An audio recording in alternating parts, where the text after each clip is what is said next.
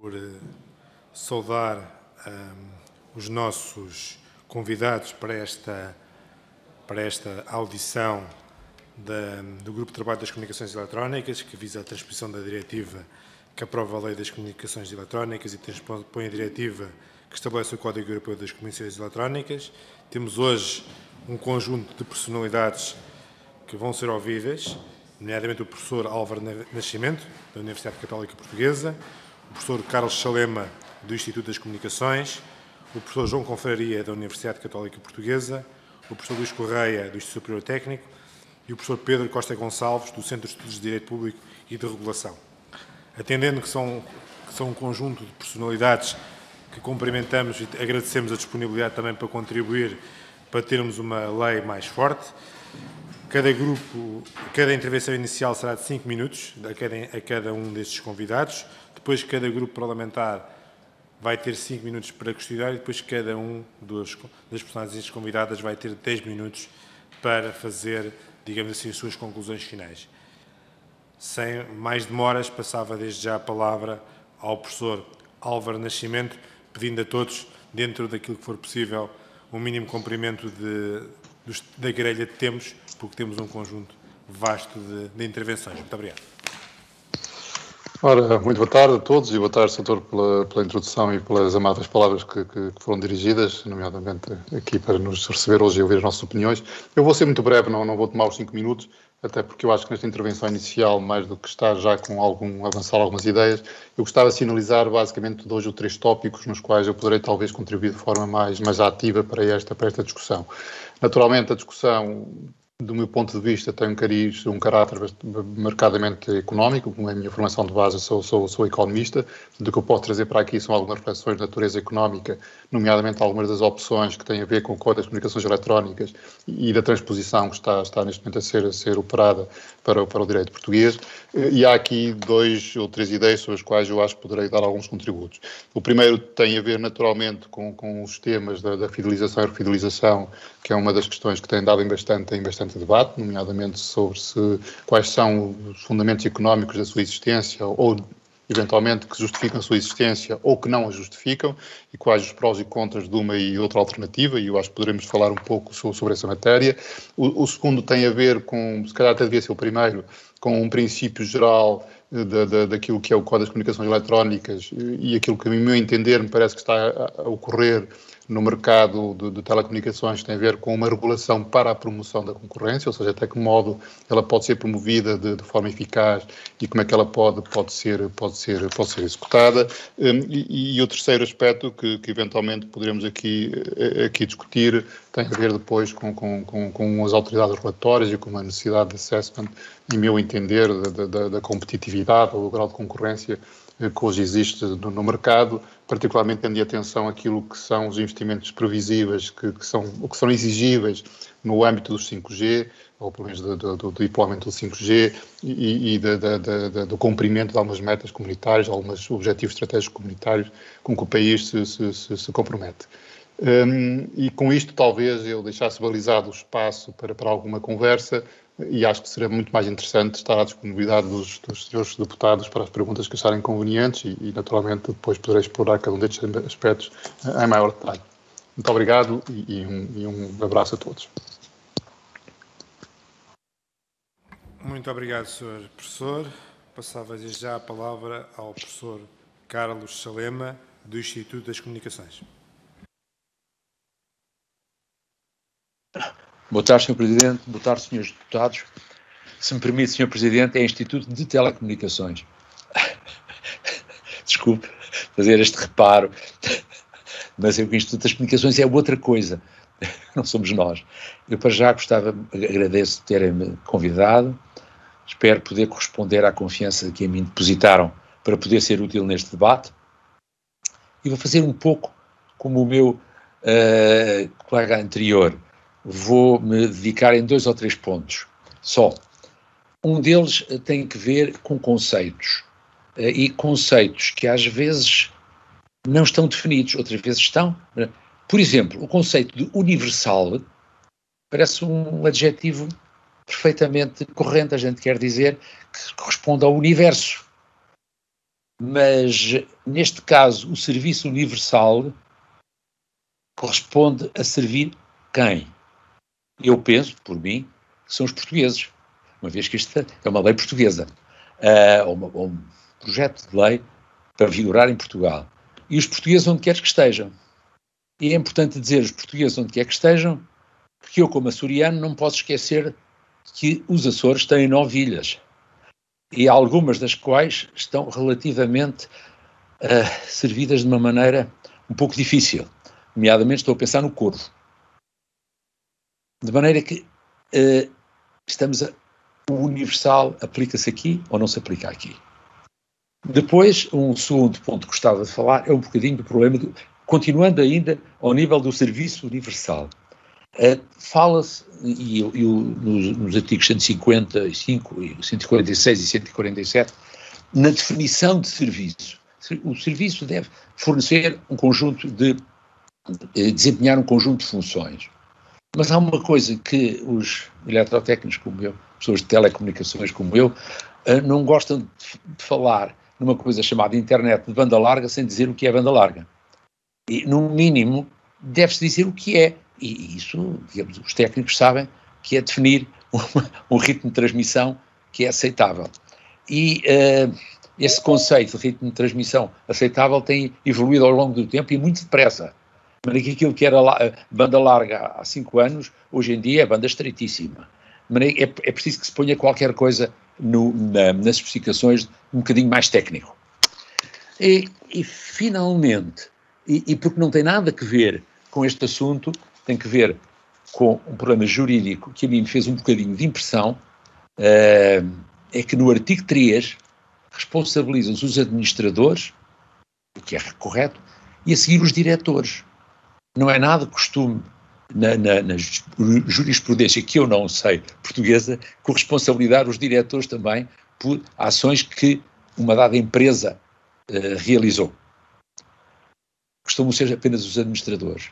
Portanto, eu gostava, se for possível, trazer este ponto para a baila, era bom. Muito obrigada.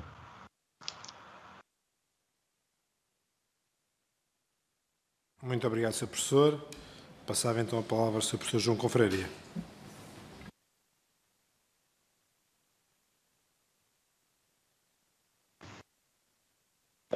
Muito obrigado, Sr. Presidente. Queria saudar a Assembleia por estes trabalhos de transposição de uma diretiva que infelizmente já estão um bocadinho atrasadas, que já está um bocadinho atrasado e em Portugal já está numa situação de incumprimento. Eu queria brevemente salientar alguns aspectos e para isso elaborei um conjunto de slides. Esse conjunto de slides fica à disposição desta Comissão, assim como depois qualquer esclarecimento que queiram sobre eles ou em que achem útil a minha contribuição. Vou aqui procurar os...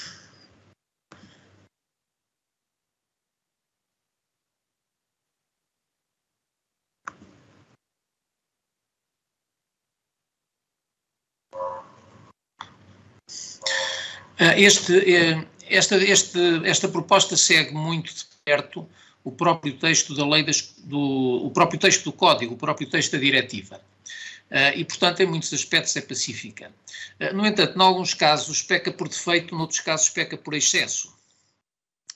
Quanto às situações em que, por assim dizer, peca por excesso, julgo que a mais preocupante encontra-se no artigo 44º, em que se pretende dar à ANACOM um poder arbitrário, não é discricionário, é arbitrário, na imposição de obrigações de roaming e na imposição de obrigações de acesso aos operadores móveis. Esta disposição, que aparentemente é uma transposição literal do texto da diretiva, contraria de facto a diretiva, porque o considerando do 133 da diretiva estabelece que este tipo de obrigações só pode ser imposto mediante uma análise de mercado.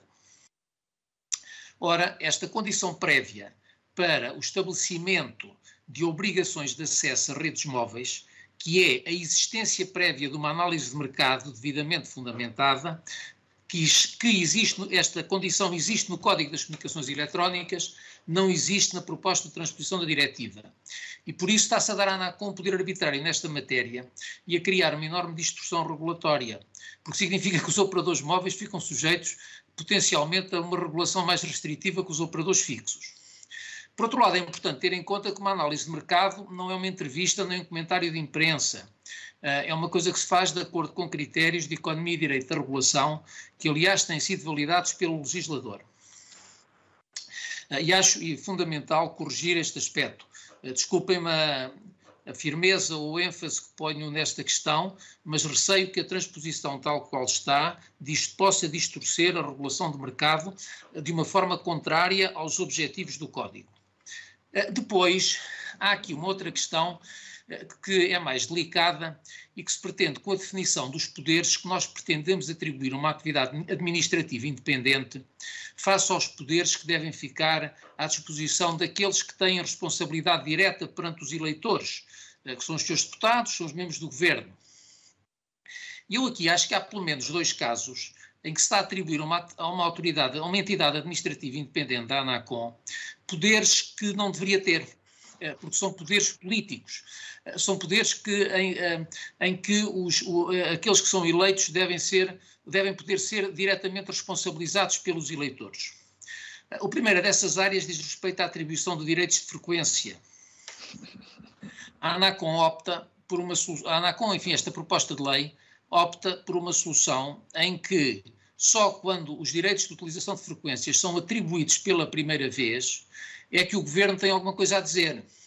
Depois, na renovação das licenças e noutros casos, o Governo já não tem nada a dizer. Ora, as frequências são um ativo do país, são um ativo de toda a comunidade e nos atos de renovação tomam-se por vezes decisões que têm implicações políticas, por exemplo, condicionando uma renovação de uma licença móvel à cobertura de freguesias rurais, e não sendo possível, por exemplo, cobrir todas as freguesias rurais, há que fazer opções sobre quais aquelas que vão ser cobertas. E isso é uma coisa que tem uma dimensão política em que aqueles que são eleitos têm que ser responsabilizados pelos eleitores. E não é uma entidade administrativa independente que não tem nenhuma responsabilização direta pelos eleitores que deve tomar esta decisão. O mesmo sucede no que diz respeito às chamadas áreas designadas, que tal qual como estão no Código, eu aí vou apresentando os artigos onde isso está, parece que é um mero procedimento estatístico. Mas não é um mero procedimento estatístico, porque a designação de áreas deve integrar-se num objetivo de política de desenvolvimento regional e local. Ora bem, o que é que está no Código? No Código está que, em primeiro lugar, a ANACOM pode designar. Portanto, dá a impressão que a designação depende da vontade arbitrária da ANACOM. A designação de áreas e a existência de áreas designadas deve depender de objetivos e de concretização de política de desenvolvimento regional que está fora das atribuições da ANACOM. Portanto, não pode estar na discricionariedade da ANACOM designar ou não designar uma área. Se há zonas que não têm cobertura nenhuma de operadores, e se isso é uma preocupação de desenvolvimento regional, isso é uma preocupação política, não uma preocupação que deva ser acolhida e cuja resolução se deva ser atribuída a uma entidade administrativa independente.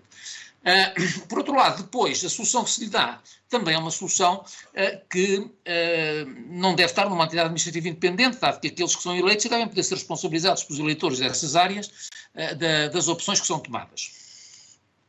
Finalmente, há aqui uma coisa que só quero dar uma nota de alguma preocupação, que é a solução que se pretende dar em termos de preocupações de segurança para uma questão que politicamente é importante, que é a tal questão de eventualmente os operadores serem proibidos de utilizar equipamentos de determinados fabricantes, equipamentos com determinada origem, ou de serem forçados a retirar equipamentos de rede de determinados fabricantes ou de determinadas origens geográficas. Dá-se aqui essa atribuição a uma comissão de segurança que está aqui definida. Uma decisão deste tipo tem profundas implicações em matéria de política externa e política de defesa nacional. Eu só queria ter a certeza que esta proposta que está aqui foi devidamente articulada com o Ministério dos Negócios Estrangeiros e com o Ministério da Defesa Nacional, porque está aqui a dar a uma comissão que ainda por cima não tem regulamento, que é ad hoc, onde nós não sabemos quais são as regras de votação, não sabemos quem é que tem direito de voto, se uns têm mais direito de votos do que outros, e parece-me que há aqui alguns que se calhar deviam ter mais direito de votos do que outros, e está-se aqui a dar a uma comissão deste género um poder de decisão numa matéria de uma enorme delicadeza, e de novo, não sei se aqui não tenho Se o Ministério dos Negócios Estrangeiros e o Ministério da Defesa concordarem com isto, não tenho objeções, mas acho que é uma área em que se devia pensar bem. Depois, há a questão das sanções.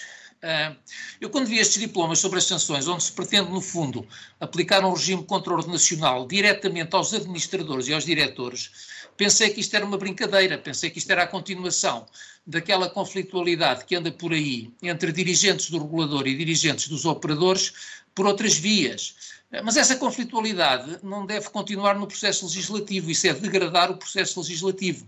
E, portanto, pensei assim, bom, não deve ser isso que se pretende.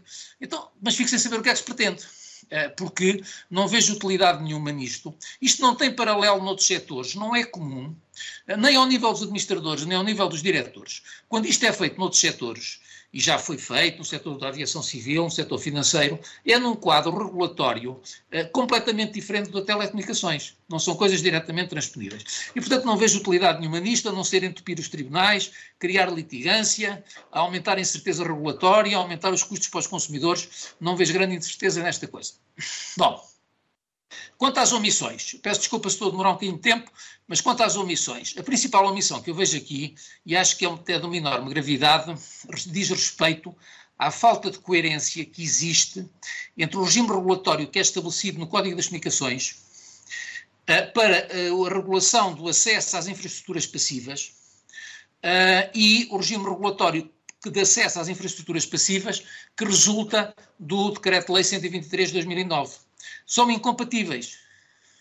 O que o Código Europeu das Comunicações Eletrónicas estabelece em termos de acesso a infraestruturas passivas do operador com posição dominante não é compatível com o nosso regime do 123. E, portanto, acho que está aqui a perder uma oportunidade. Julgo que valia a pena aproveitar a transposição desta diretiva para rever o Decreto-Lei 123, tornando o regime de regulação que lá está compatível com o Código Europeu das Comunicações Eletrónicas.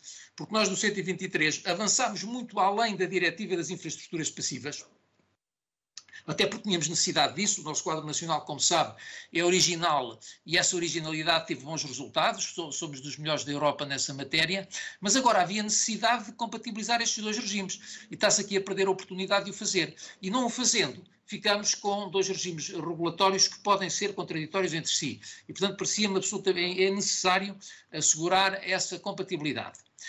Em relação à questão que também é muito importante, que é o da duração dos contratos, eu concordo com que os operadores tenham o direito de estabelecer períodos contratuais de fidelização até 24 meses.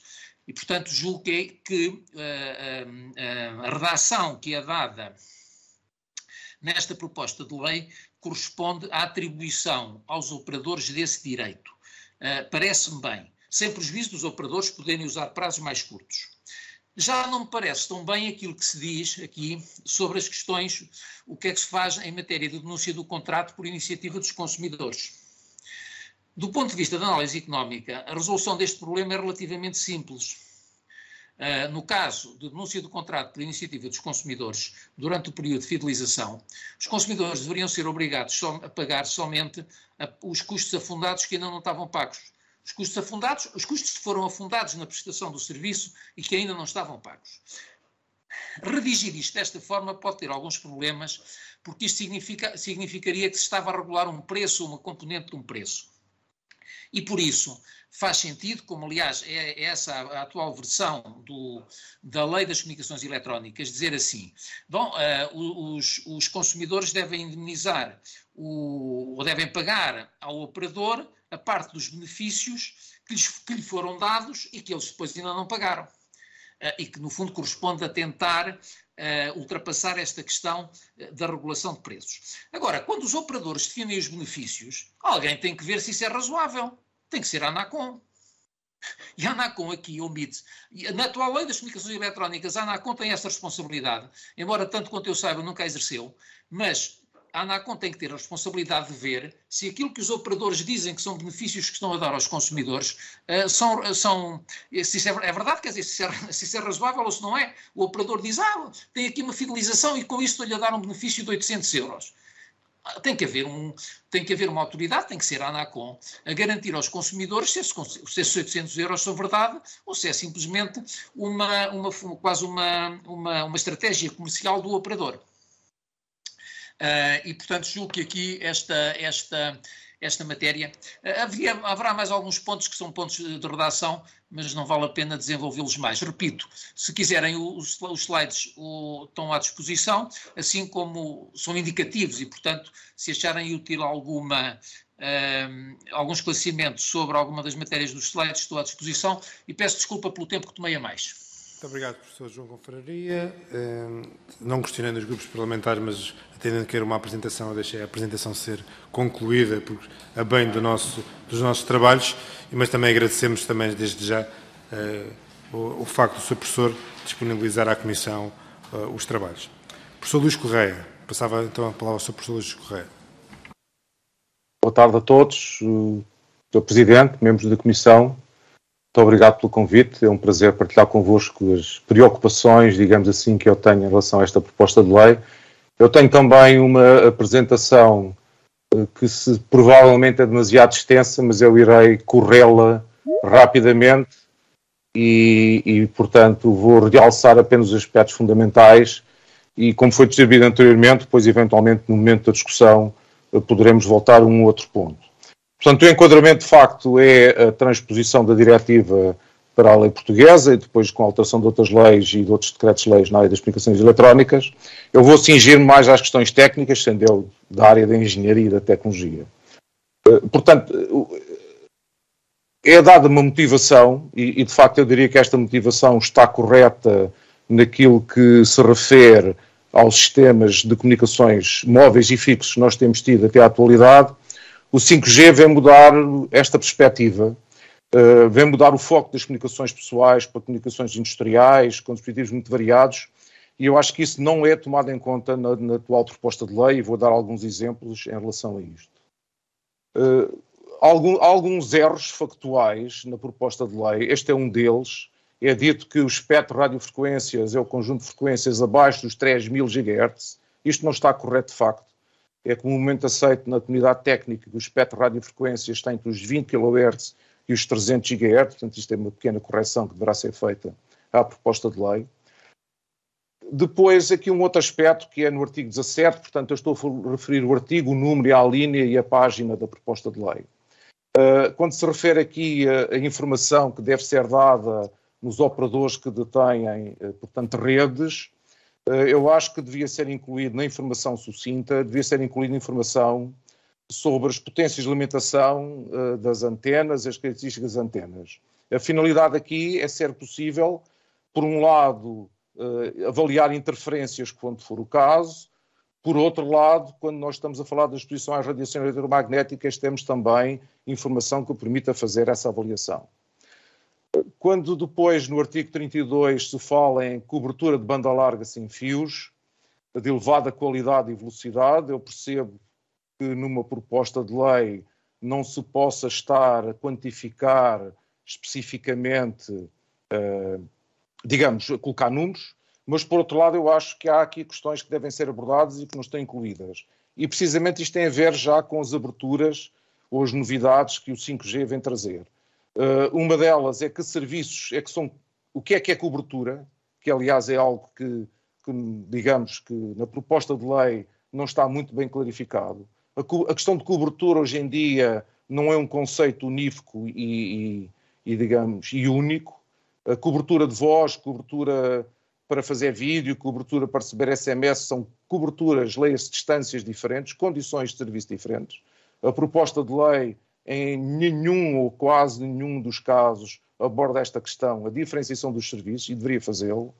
Por outro lado, o 5G traz novas dimensões para a qualidade de serviço, a latência e a capacidade de conectividade, que também não são abordadas na proposta de lei. E há um outro aspecto que eu acho que é muito importante, porque aqui refere-se, depois das questões gerais, refere-se aos principais eixos nacionais de transporte. Eu percebo que isto é uma das questões chamemos-lhe de infraestruturas críticas, não necessariamente. Uma estrada poderá ser ou não uma infraestrutura crítica, o operador da estrada CELUA, mas estão aqui a esquecer-se de muitas outras infraestruturas críticas que são fundamentais. Uma delas são claramente os hospitais, para não falar de outras. E, portanto, eu acho que há aqui uma questão de conceito de cobertura, de facto, que é mínimo e deverá seguramente ser alargado. Depois aqui, na questão de quando é que a Autoridade Reguladora Nacional pode mexer, desculpem a expressão, na faixa de frequências. Fala-se aqui na segurança da vida humana. Eu acho que este conceito devia ser alargado a situações de emergência em que a segurança da vida humana pode não estar em causa, mas que, de facto, poderá haver situações de emergência em que, portanto, poderá ser necessário fazê-lo. A tabela das faixas de frequência, a informação que está conjuntamente às faixas de frequência, deveria incluir as potências aparentes radiadas, também, quando aplicável, nem sempre o será, na perspectiva que já referi anteriormente.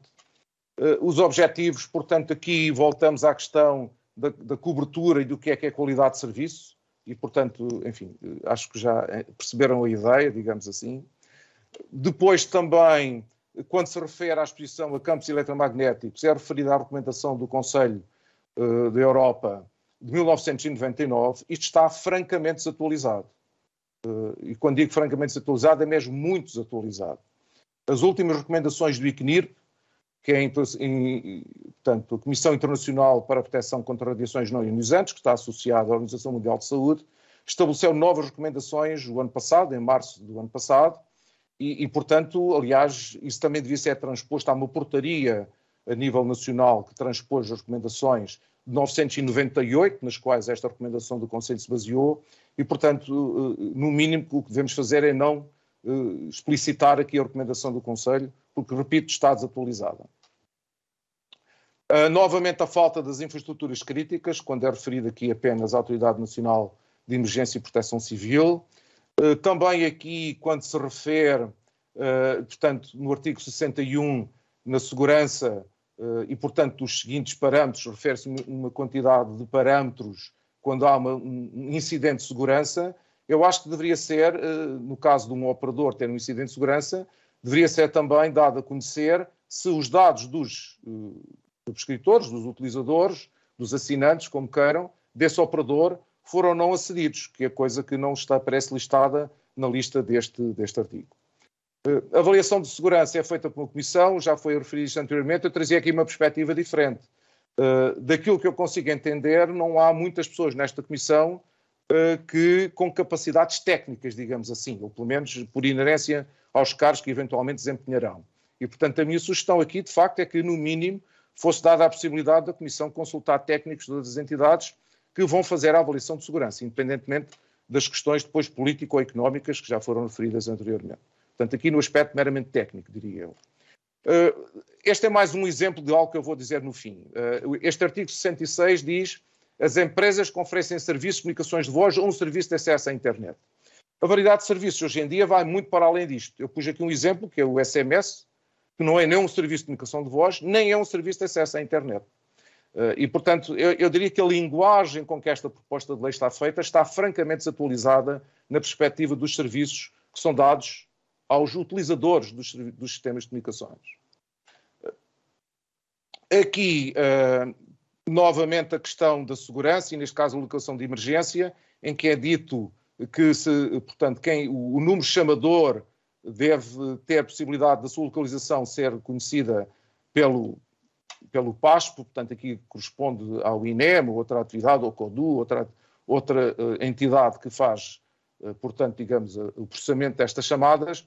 Eu acho que tendencialmente, até porque há questões de concretização nas redes de comunicações, telecomunicações móveis têm que ser avaliadas, mas acho que se deveria definir a precisão desta informação, porque não se diga está no raio de 3 km de uma antena, que é uma coisa que não vai servir rigorosamente para nada para levar lá uma ambulância do INEM ou qualquer outra situação do género.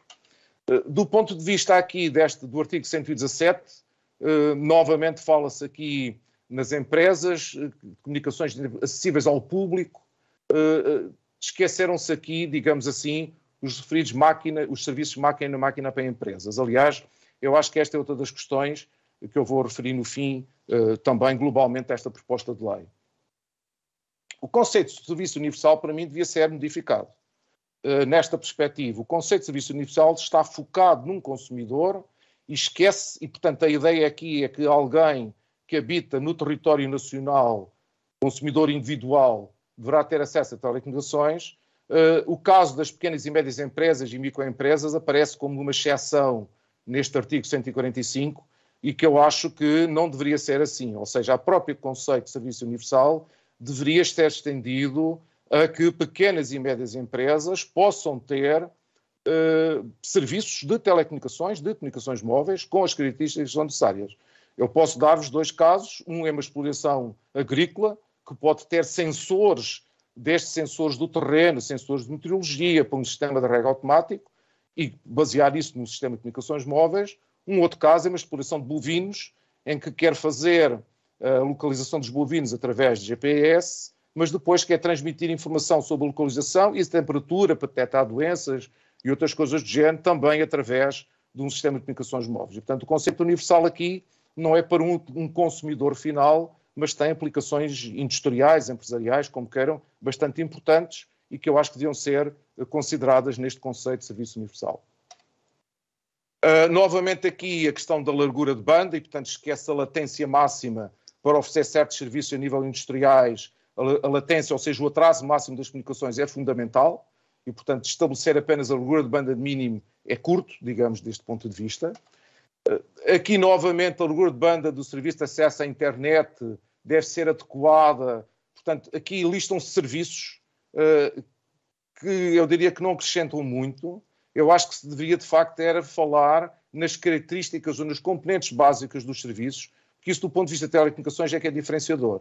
Estes serviços têm voz, ou têm vídeo, transferência de fecheiros, outras coisas do género.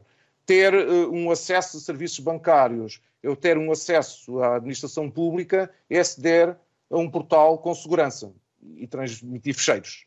E, portanto, desse ponto de vista, é um bocado irrelevante, digamos assim, da caracterização do ponto de vista técnico do acesso a esses serviços. Depois, aqui, no anexo 2, já no final, listam-se alguns parâmetros. Não é listada, para aferir a qualidade de serviço, não é listada nem a velocidade de transmissão dos dados, nem a capacidade de conectividade. Eu acho que isso deveria ser, até porque são parâmetros fundamentais para a qualidade dos serviços. Portanto, eu, em conclusão, diria que esta proposta de lei é demasiado histórica, está demasiado focada nos serviços históricos e no cliente consumidor, além de não prever novas formas de utilização e partilha de espectro. A utilização geográfica do espectro, hoje em dia já existe tecnologia para que isto seja feito de modo muito eficiente. Deixem-me dar-vos um exemplo. O espectro atribuído à Marinha Portuguesa pode ser utilizado no interior do país, por exemplo, e outras coisas do género. Deverá ser utilizado ou considerado uma variedade de serviços e as suas características, eu dei-vos alguns exemplos. A questão das redes privadas para as indústrias e para as empresas, que é um dos grandes vetores de desenvolvimento do 5G, parece-me não estarem devidamente acautelados nesta lei. A questão dos clientes empresariais, com os serviços máquina a máquina, e, novamente, a questão das infraestruturas críticas. Portanto, eu, novamente, demorei, provavelmente, para não dizer de certeza absoluta, mais que os 5 minutos, mas achei que devia trazer aqui estas questões essenciais. Esta apresentação foi-vos distribuída e, portanto, de qualquer maneira, depois tem aqui os meus contactos também, caso externamente esta comissão me desejem contactar. Muito obrigado e as minhas desculpas de ter demorado mais tempo. Muito obrigado, Sr. Professor. Aplicámos o mesmo critério que há pouco, para deixarmos concluir a apresentação, a fim de também termos mais substância também para os nossos trabalhos na especialidade. Passava então a palavra ao professor Pedro Costa Gonçalves. Sr. Presidente, muito obrigado. Cumprimento o Sr. Presidente, Srs. Deputados e os Srs. Professores que intervêm aqui nesta sessão. Bom, as minhas primeiras notas, enfim, antes das minhas primeiras notas, queria dizer que o Centro de Estudos de Direito Público e de Regulação, ao qual eu estou ligado, que sou Presidente, aliás, é da Faculdade de Direito da Universidade de Coimbra. Portanto, eu sou professor na Universidade de Coimbra e por essa via estou ligado ao Centro de Estudos de Direito Público e Regulação. Bom, mas eu queria começar por dizer, em termos substanciais, que concordo com muito do que o professor João Confraria disse. E, em particular, com o aspecto de daquilo que me parece uma parca distinção entre aquilo que é político e aquilo que é administrativo. É verdade que isto não resulta, nem se pode dizer que resulte de uma opção do legislador, quer dizer, eu penso que este projeto de lei, de alguma maneira, ao fazer a transposição da diretiva e do Código Europeu, de alguma maneira passa por cima dessa divisão, mas poderia ter havido alguma reflexão. E o exemplo que ele dá, que o professor João Confraria dá, digamos, ilustra bem isso, sobre este procedimento aplicável, e faço referência agora ao artigo 55 da diretiva, sobre o procedimento aplicável à limitação do número de direitos de utilização do espectro de radiofrequências a conceder e sobre a forma como atribuem um protagonismo. Eu peço desculpa, estou-me aqui a informar de uma questão técnica para o professor Luís Correia para parar a partilha de ecrã. Porque não é para o seu professor que está neste momento a intervir, é para o professor que interviu antes. Aparentemente está aqui a partilha de ecrã que está aqui a colocar um conflito. Peço desculpa, eu não tinha reparado nisso. Muito obrigado. Muito obrigado. Sr. Professor, peço imensa desculpa. Sr. Professor Pedro. Muito bem, muito bem. Sim. São daquelas questões tecnológicas que acontecem. Exatamente. Muito bem. Então, estava a dizer que, de facto, há esse que me parece o déficit da distinção entre aquilo que é política e que deve ser nível e atributo do governo, designadamente quanto à atribuição de novos direitos de utilização de frequência, não apenas pela primeira vez, mas também em sede de renovação. E, de facto, a diretiva aqui permitia e permite que haja outra concepção e, portanto, que não haja aqui uma espécie de monopólio, não é, da exclusivo da ANACOM, ou da Autoridade Reguladora Nacional, quanto a esse ponto de, digamos, definir o time e as condições em que pode haver renovação de títulos, mesmo quando se trata de títulos escassos de acesso a frequências. Portanto, esse aspecto é um aspecto, digamos, genérico, mas com o qual eu concordo com o professor João Confraria. Também concordo com ele na parte em que refere, e portanto também tinha pensado na parte em que refere, digamos, quase diria a surpresa de vermos as sanções, tanto sanções coimas como sanções acessórias, aplicadas a dirigentes de entidades reguladas e a diretores. E aqui não distingue entre os diretores e os responsáveis pelos órgãos, digamos, estatutários das empresas, não distingue, porquanto a surpresa é comum, quer dizer, de facto, não tem paralelo no direito português, a não ser na regulação financeira, por razões muito particulares dessa regulação financeira e das próprias condições legais para aceder a cargos de direção a empresas financeiras, portanto está relacionado com isso, coisa que aqui não existe. E, portanto, de algum modo parece, digamos, uma nota singular e diria assim, uma nota irregular no ordenamento jurídico português, me parece, esta de atribuir ao regulador a competência para interditar pessoas singulares do exercício de funções de administração a empresas privadas, fazendo isto como uma sanção acessória num processo de controle nacional. Ou mesmo aplicando-lhes sanções coimas, sanções pecuniárias. Portanto, digamos, há aqui um juízo que é um juízo que ultrapassa a infração e que vai a uma imputação subjetiva singular às próprias pessoas e que me parece, de facto, ousado e, como digo, irregular no panorama regulatório português, seguramente. Como digo, como referi, é verdade que na regulação financeira isto existe, mas na regulação financeira existe toda uma panóplia de exigências e de controle sobre a idoneidade dos membros das empresas financeiras que aqui não tem lugar. Depois, algumas notas que me parecem ser de assinalar. Uma é a de o legislador, neste projeto, distinguir entre a Autoridade Reguladora Nacional e outras entidades competentes, outras autoridades competentes. Bom, eu percebo que a diretiva tenha esta bipolaridade, quer dizer, uma coisa é a Entidade Reguladora Nacional e depois, nos vários Estados-membros, haverá outras autoridades competentes com competências em determinados pontos da regulação do setor das comunicações eletrónicas. Agora, o que não se percebe é que o legislador português faça isto também e que não indique quais são essas outras autoridades competentes em cada caso. É a Comissão Nacional de Proteção de Dados, é a Autoridade da Concorrência, é a Autoridade ASAI, quer dizer que não indique em cada caso em que está a mobilizar uma eventual competência de outra autoridade, não indique qual é a autoridade. O legislador português conhece essa autoridade. Quer dizer, o legislador europeu não conhece, ou melhor, não conhece as autoridades competentes dos vários Estados-membros, mas o legislador português conhece e, portanto, é uma questão de fazer esse exercício e de definir, porque nós estamos aqui num sistema circular, quer dizer, diz que há determinadas competências que são das autoridades competentes. e não se sabe quais são as autoridades competentes, e não se indicam quais são as autoridades competentes. Depois uma nota desta feita, uma nota positiva e portanto, enfim, as notas positivas quase diria que não precisam de ser sublinhadas porque não se destinam a haver qualquer alteração, mas de qualquer maneira eu queria sublinhar a resolução de litígios e a forma correta como, enfim, que se deve também na forma correta como o Código Europeu faz, mas há distinção clara entre resolução de litígios entre empresas e resolução de litígios entre empresas e consumidores e com, digamos, com a competência da Autoridade Reguladora Nacional para intervir nos primeiros e não nos segundos.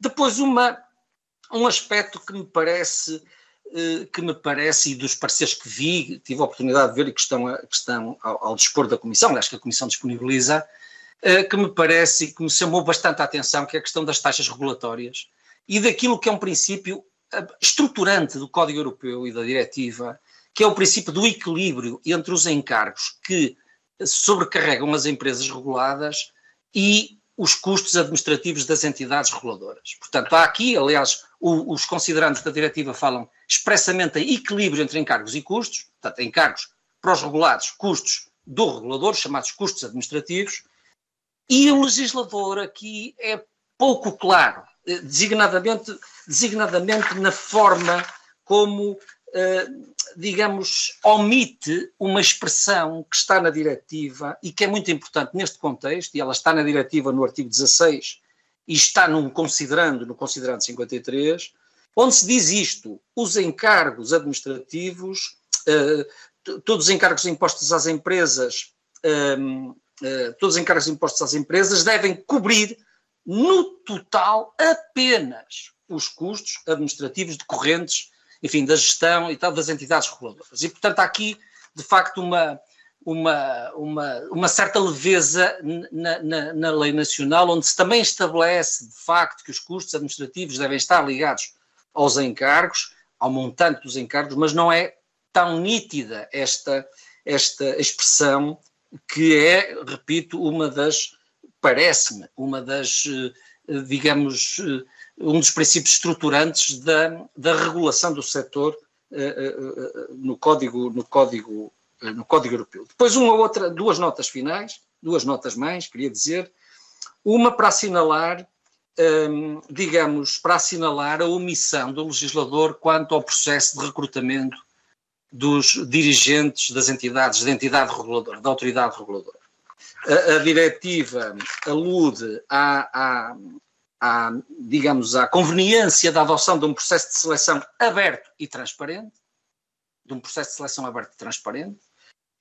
e a lei, enfim, pode-se dizer que isto não é matéria da lei, é matéria dos estatutos da ANACOM, mas como o legislador mexe, não revoga apenas a lei das comunicações eletrónicas, mas também altera vários diplomas, também poderia nesta parte, obviamente, poderia pensar nisto. Aliás, acho que é um tema que tem que se pensar não apenas no setor da regulação das comunicações, como em todos os reguladores, de criar aqui um novo mecanismo de designação dos responsáveis pelas entidades reguladoras da economia, que ultrapasse este sistema de nomeação governamental que é absolutamente contrário a toda a ideia de independência.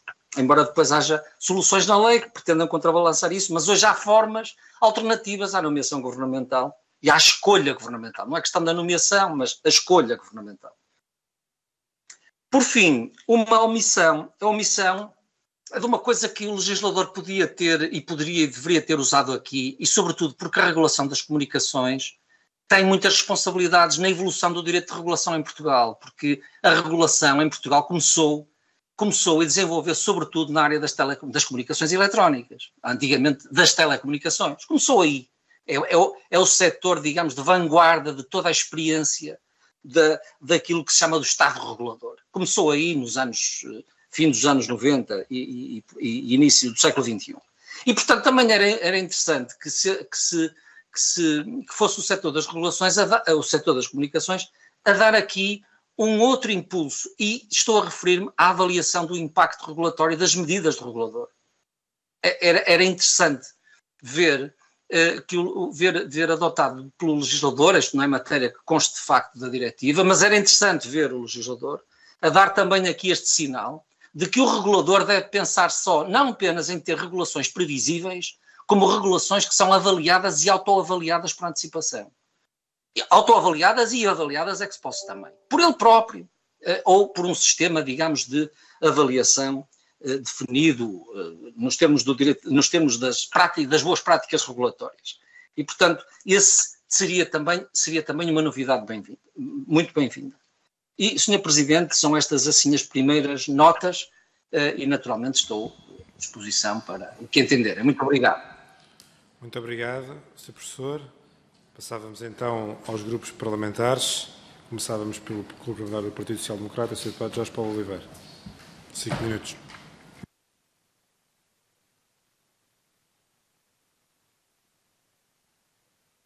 Muito obrigado, Sr. Presidente. Cumprimento em nome do Grupo Parlamentar do Partido Social Democrata os nossos oradores convidados e agradecendo também antecipadamente os contributos muito valiosos que, entretanto, nos foram oferecendo ao longo das diferentes intervenções, bem como dos documentos, pelo menos um que já nos chegou à nossa posse e que é, de facto, de grande importância para os trabalhos que iremos ainda desenrolar no âmbito da especialidade da apreciação deste diploma do Governo. Permitam-me que comece por realçar a afirmação do Sr. Professor João Confraria quando afirmou que o Governo chegou tarde. É um facto, o Governo chegou tarde no que concerne ao prazo que estava e está distrito para a transposição desta diretiva europeia, circunstância que, do nosso ponto de vista, ainda é mais de difícil compreensão quando se constata que o Governo optou por uma transposição minimalista do Código Europeu das Comunicações Eletrónicas. Código este que é, como todos sabemos, um instrumento jurídico de relevância extrema para o futuro do setor das comunicações em Portugal e restante espaço comunitário. Senhores professores, a análise deste diploma implica, ou pode implicar, a sua apreciação sobre múltiplas vertentes, seja do ponto de vista do acesso à atividade, da sustentabilidade económica do setor, seja do ponto de vista da concorrência, do ponto de vista da defesa do consumidor. Todas estas vertentes e muitas outras, aliás, os senhores professores abordaram muitas outras matérias importantes, mas há uma que tem sido transversal a todas ou praticamente todas as audições que já realizámos no âmbito deste grupo de trabalho e prende-se exatamente com as matérias atinentes à defesa do consumidor. Aliás, o Sr. Professor Álvaro Nascimento começou exatamente por referenciar esta matéria na sua intervenção. Há várias razões para que assim aconteça. Uma delas resulta, desde logo, do facto de muitas das medidas de proteção dos direitos dos utilizadores preconizadas no anteprojeto da ANACOM terem ficado pelo caminho que, segundo alguns dos pareceres a que já tivemos acesso, ocorre em clara discordância com o espírito legislador europeu e até com as reais necessidades dos utilizadores de comunicações nacionais. O PSD, sem perder de vista a necessidade, melhor dizendo, de assegurar a sustentabilidade do setor e a viabilidade dos investimentos já realizados pelos diferentes operadores, gostaria de ir mais longe, o mais longe possível, em matéria de proteção dos direitos dos utilizadores. E uma das matérias centrais deste debate é, indiscutivelmente, as questões relativas à fidelização nos serviços de telecomunicações. E, nesse sentido, perguntámos aos senhores professores se identificam, para além daquilo que já nos disseram, obviamente, se identificam nesta proposta de lei alguma ou algumas disposições suscetíveis, ainda que inadvertidamente, de inibir a mobilidade dos consumidores. Gostaríamos também de saber se deveria a proposta de lei prever uma limitação à prática generalizada de refidelizações no setor. Recordo que, de acordo com um relatório da Autoridade da Concorrência de 2020, a refidelização ocorre em mais de 48% dos contratos com fidelização.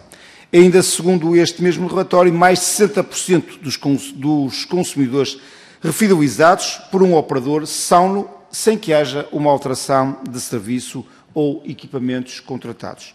Pergunto também se é defensável a proposta da Autoridade da Concorrência, que advoga no sentido de que as refidelizações só devem ser permitidas, ou só devam ser permitidas, apenas nos casos em que se verifique custos de investimento objetivamente associados à provisão do serviço a cada um dos consumidores individualmente. Pergunto igualmente aos senhores professores se corroboram a opinião de que, em regra, face ao momento da contratação inicial dos serviços, na fidelização nacional o operador não incorrerá, à partida, em novos custos de instalação.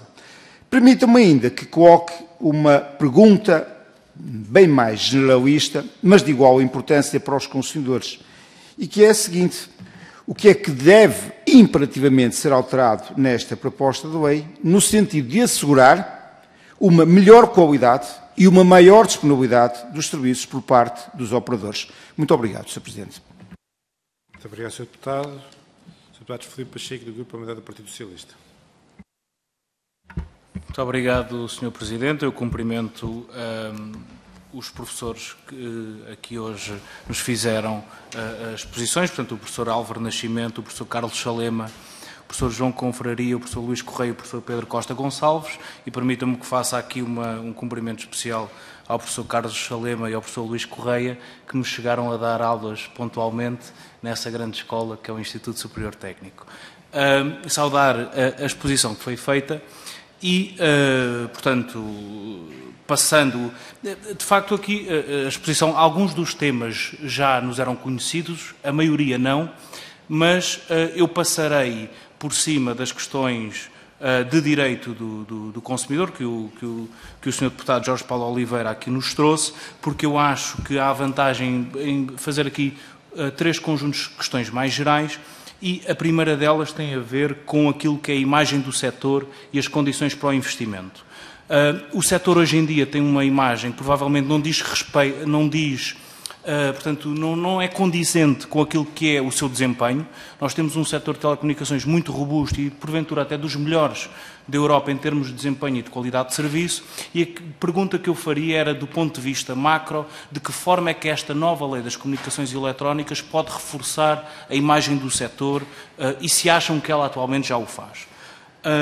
Depois perguntava também, porque eu acho que é fundamental que este código seja fundamental para criar condições de investimento massivo nas redes. E aquilo que eu pergunto é se entendem que a atual proposta, como está, essas condições de investimento estão criadas.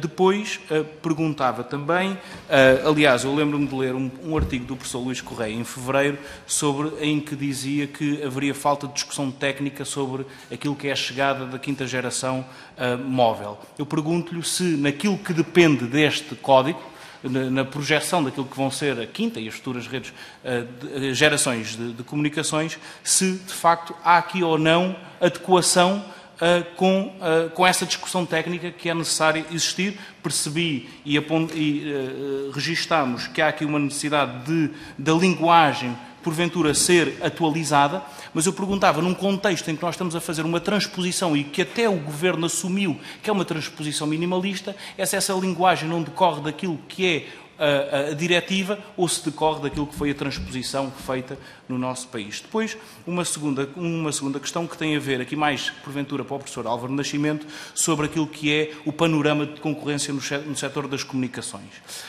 E aquela ideia da concorrência como um processo e não como um fim. Portanto, eu não sendo economista, não é? A verdade é que o mercado de telecomunicações é assumidamente um oligopólio. Nós sabemos que qualquer sistema, quando sofre uma perturbação, ele tende a responder e a evoluir para uma posição de equilíbrio, mesmo que nova, não é? Neste caso, e analisando o mercado numa perspectiva apenas de concorrência e da necessidade de investimento, nós sabemos que já haverá uma perturbação no atual sistema, que é a entrada de um novo operador. Portanto, é uma perturbação que aqui assumimos que vai existir. Aquilo que eu perguntava é se aquilo que é o atual código se vai introduzir alguma perturbação adicional ou não, e qual é que entende que é o papel que a ANACOM tem tido na definição ou na redefinição da concorrência no setor e o que é que isso implicará. Depois um último grupo de questões, assim, mais técnicas, que tem a ver, que é um pouco aquilo que foi a exposição feita inicialmente, Teria aqui muitas, mas não terei tempo para ir a todas. Portanto, relativamente ao espectro de radiofrequências, a ANACOM refere no seu parecer e aqui focando-me também naquilo que é o parecer da ANACOM e daquilo que a entidade reguladora entende que devem ser as alterações a esta proposta, de que a gestão eficiente do espectro radioelétrico deve estar, portanto, exclusiva à Autoridade Reguladora Nacional. Ou seja, a ANACOM pretende clarificar algo que atualmente, no atual quadro legislativo, é difuso, em que algumas atribuições estão no regulador, outras estão no poder político. Aquilo que eu perguntava é se isso não faz sentido que seja reservado ao poder político. Essas atribuições, designadamente do espectro de radiofrequências, que é um recurso público. Depois, relativamente ao Serviço Universal, perguntava qual é a visão que têm sobre a atual tarifa social de internet. Sabemos que a ANACOM reclama um papel mais preponderante na definição de Serviço Universal. Eu pergunto se não acham que a definição de serviço universal não deve ser, obviamente, mais de caráter de decisão política, obviamente com a coadjuvação da ANACOM. Depois, uma questão também relativa, falou-se várias vezes de roaming, eu perguntava especificamente, por exemplo, sobre o artigo 105, sobre roaming localizado. A ANACOM refere sobre este artigo a possibilidade de poder impor roaming localizado quando há problemas de acesso. Dizem que a norma atual só o permite se não houver disponibilização de serviço e não dificuldades de acesso, mesmo quando há outro serviço. E, portanto, perguntava se isto é algo que faz sentido. Depois perguntava se é possível, houve várias referências àquilo que é a definição de banda larga, ao ritmo de transmissão aceitável, àquilo que são os valores de latência, se existem propostas concretas para esses valores e como é que elas devem ser definidas, se em sede de transposição, se em sede eventualmente de portaria posterior, ou qual deve ser o sistema, portanto, para essa definição.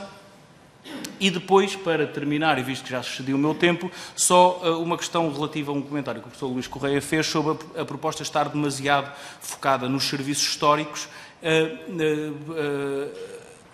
Se essa crítica é feita àquilo que é a diretiva em si, ou se há margem para nós fazermos aqui uma adequação, obviamente respeitando aquilo que é a diretiva.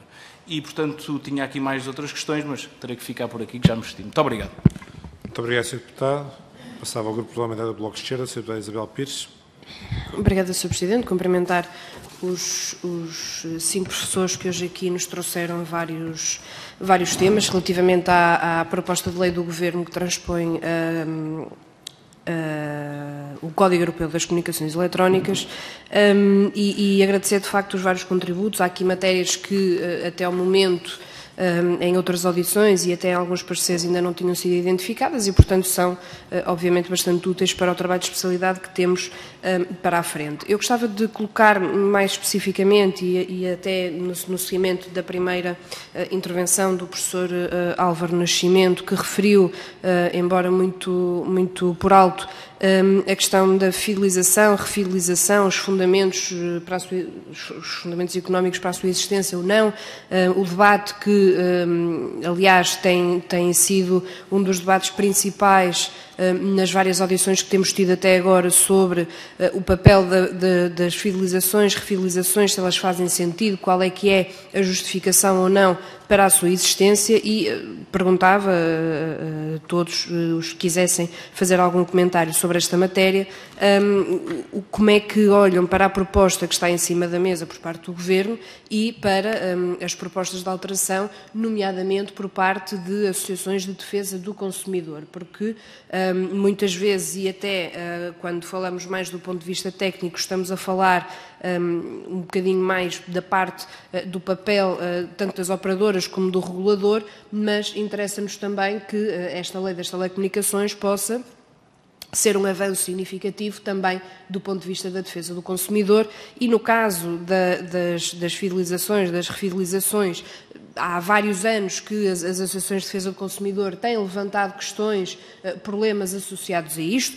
Um deles foi inclusivamente referido, que tem a ver com o facto relacionado com o artigo 135, que foi referido pelo professor João Confraria, ou seja, como é que se confirma, de facto, facto, os benefícios que os operadores estão a dizer que existem, de facto existem, e, portanto, com que base é que os valores são pedidos aos utilizadores quando pretendem denunciar um contrato, e tem sido um tema que já aqui foi aflorado por outras associações, mas como é que consideram que pode ser aferido, digamos assim, este valor, e até que ponto é que ele de facto corresponde a uma realidade ou não, porque essa tem sido outra parte da discussão, se de facto aquilo que é pedido ao utilizador nestes casos corresponde efetivamente a um valor que faça sentido na ótica do utilizador. E, portanto, queremos que tendo sido um tema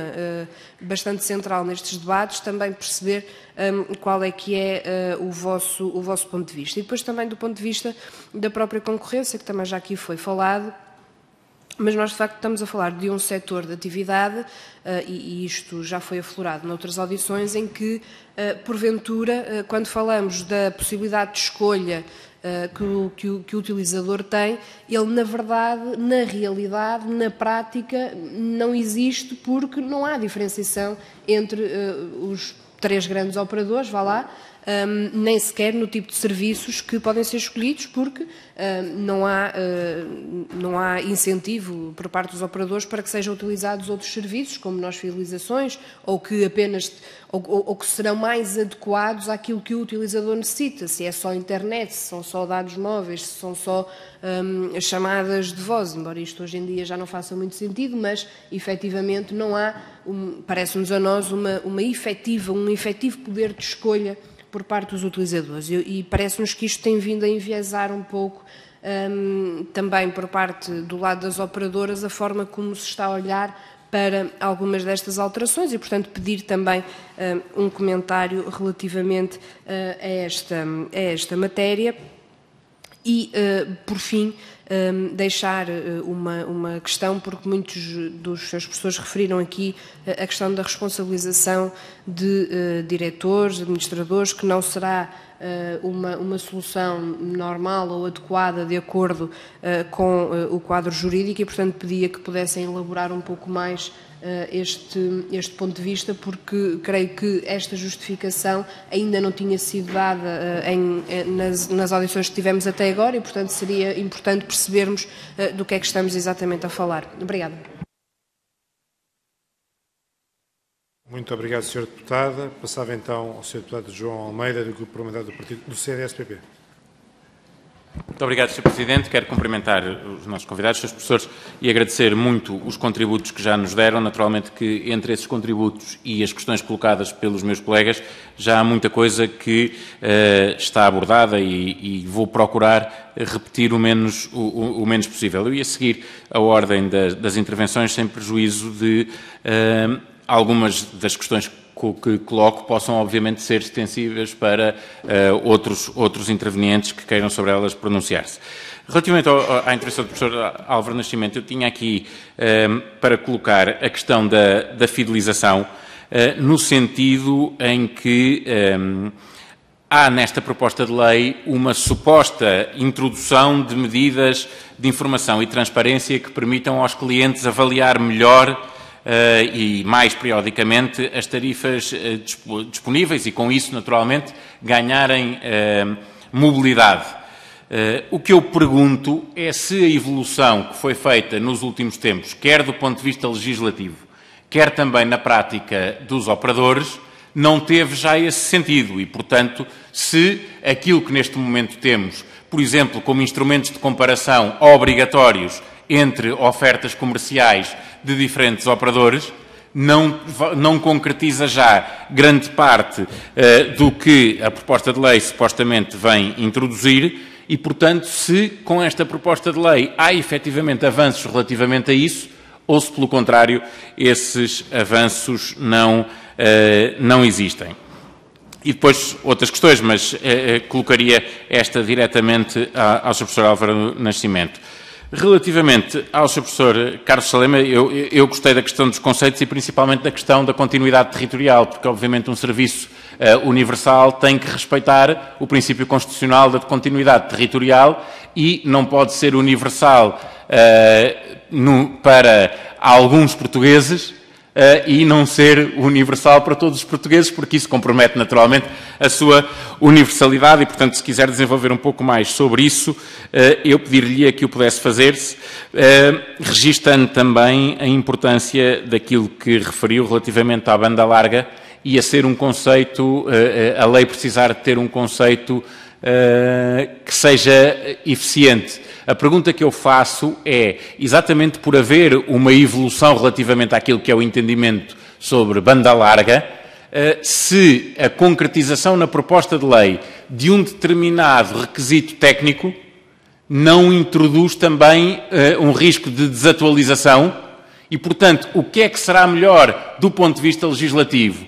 É manter o conceito e poder interpretar esse conceito ao longo do tempo, de acordo com aquilo que sejam as boas práticas desse mesmo tempo, ou definir, ou definir concretamente na lei aquilo que deve entender-se por banda larga e com isso correr o risco de poder haver uma desatualização daquele que virá a ser um requisito legal.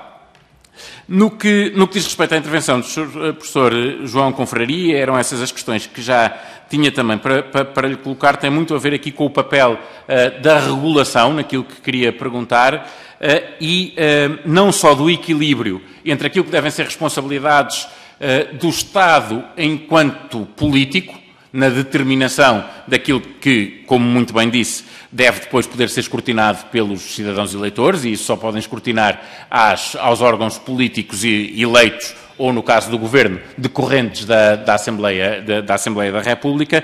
Mas eu queria colocar outra questão que tem a ver com estes equilíbrios, mas que tem a ver com a previsibilidade regulatória e com a importância que se atribui a este conceito e com aquilo que tem sido a atuação do nosso regulador e aquilo que permite esta transposição do Código. E, portanto, o que eu pergunto são três coisas simples. É ou não é importante existir previsibilidade regulatória? Há ou não há riscos naquilo que tem sido a atuação do regulador nacional, da ANACOM, de comprometer esta previsibilidade regulatória? E se os poderes que são atribuídos à ANACOM, em alguns casos discricionários, como disse, ou arbitrários ou discricionários, consoante os casos, podem introduzir ainda uma possibilidade maior de imprevisibilidade regulatória e, com isso, também comprometer o bom funcionamento do mercado.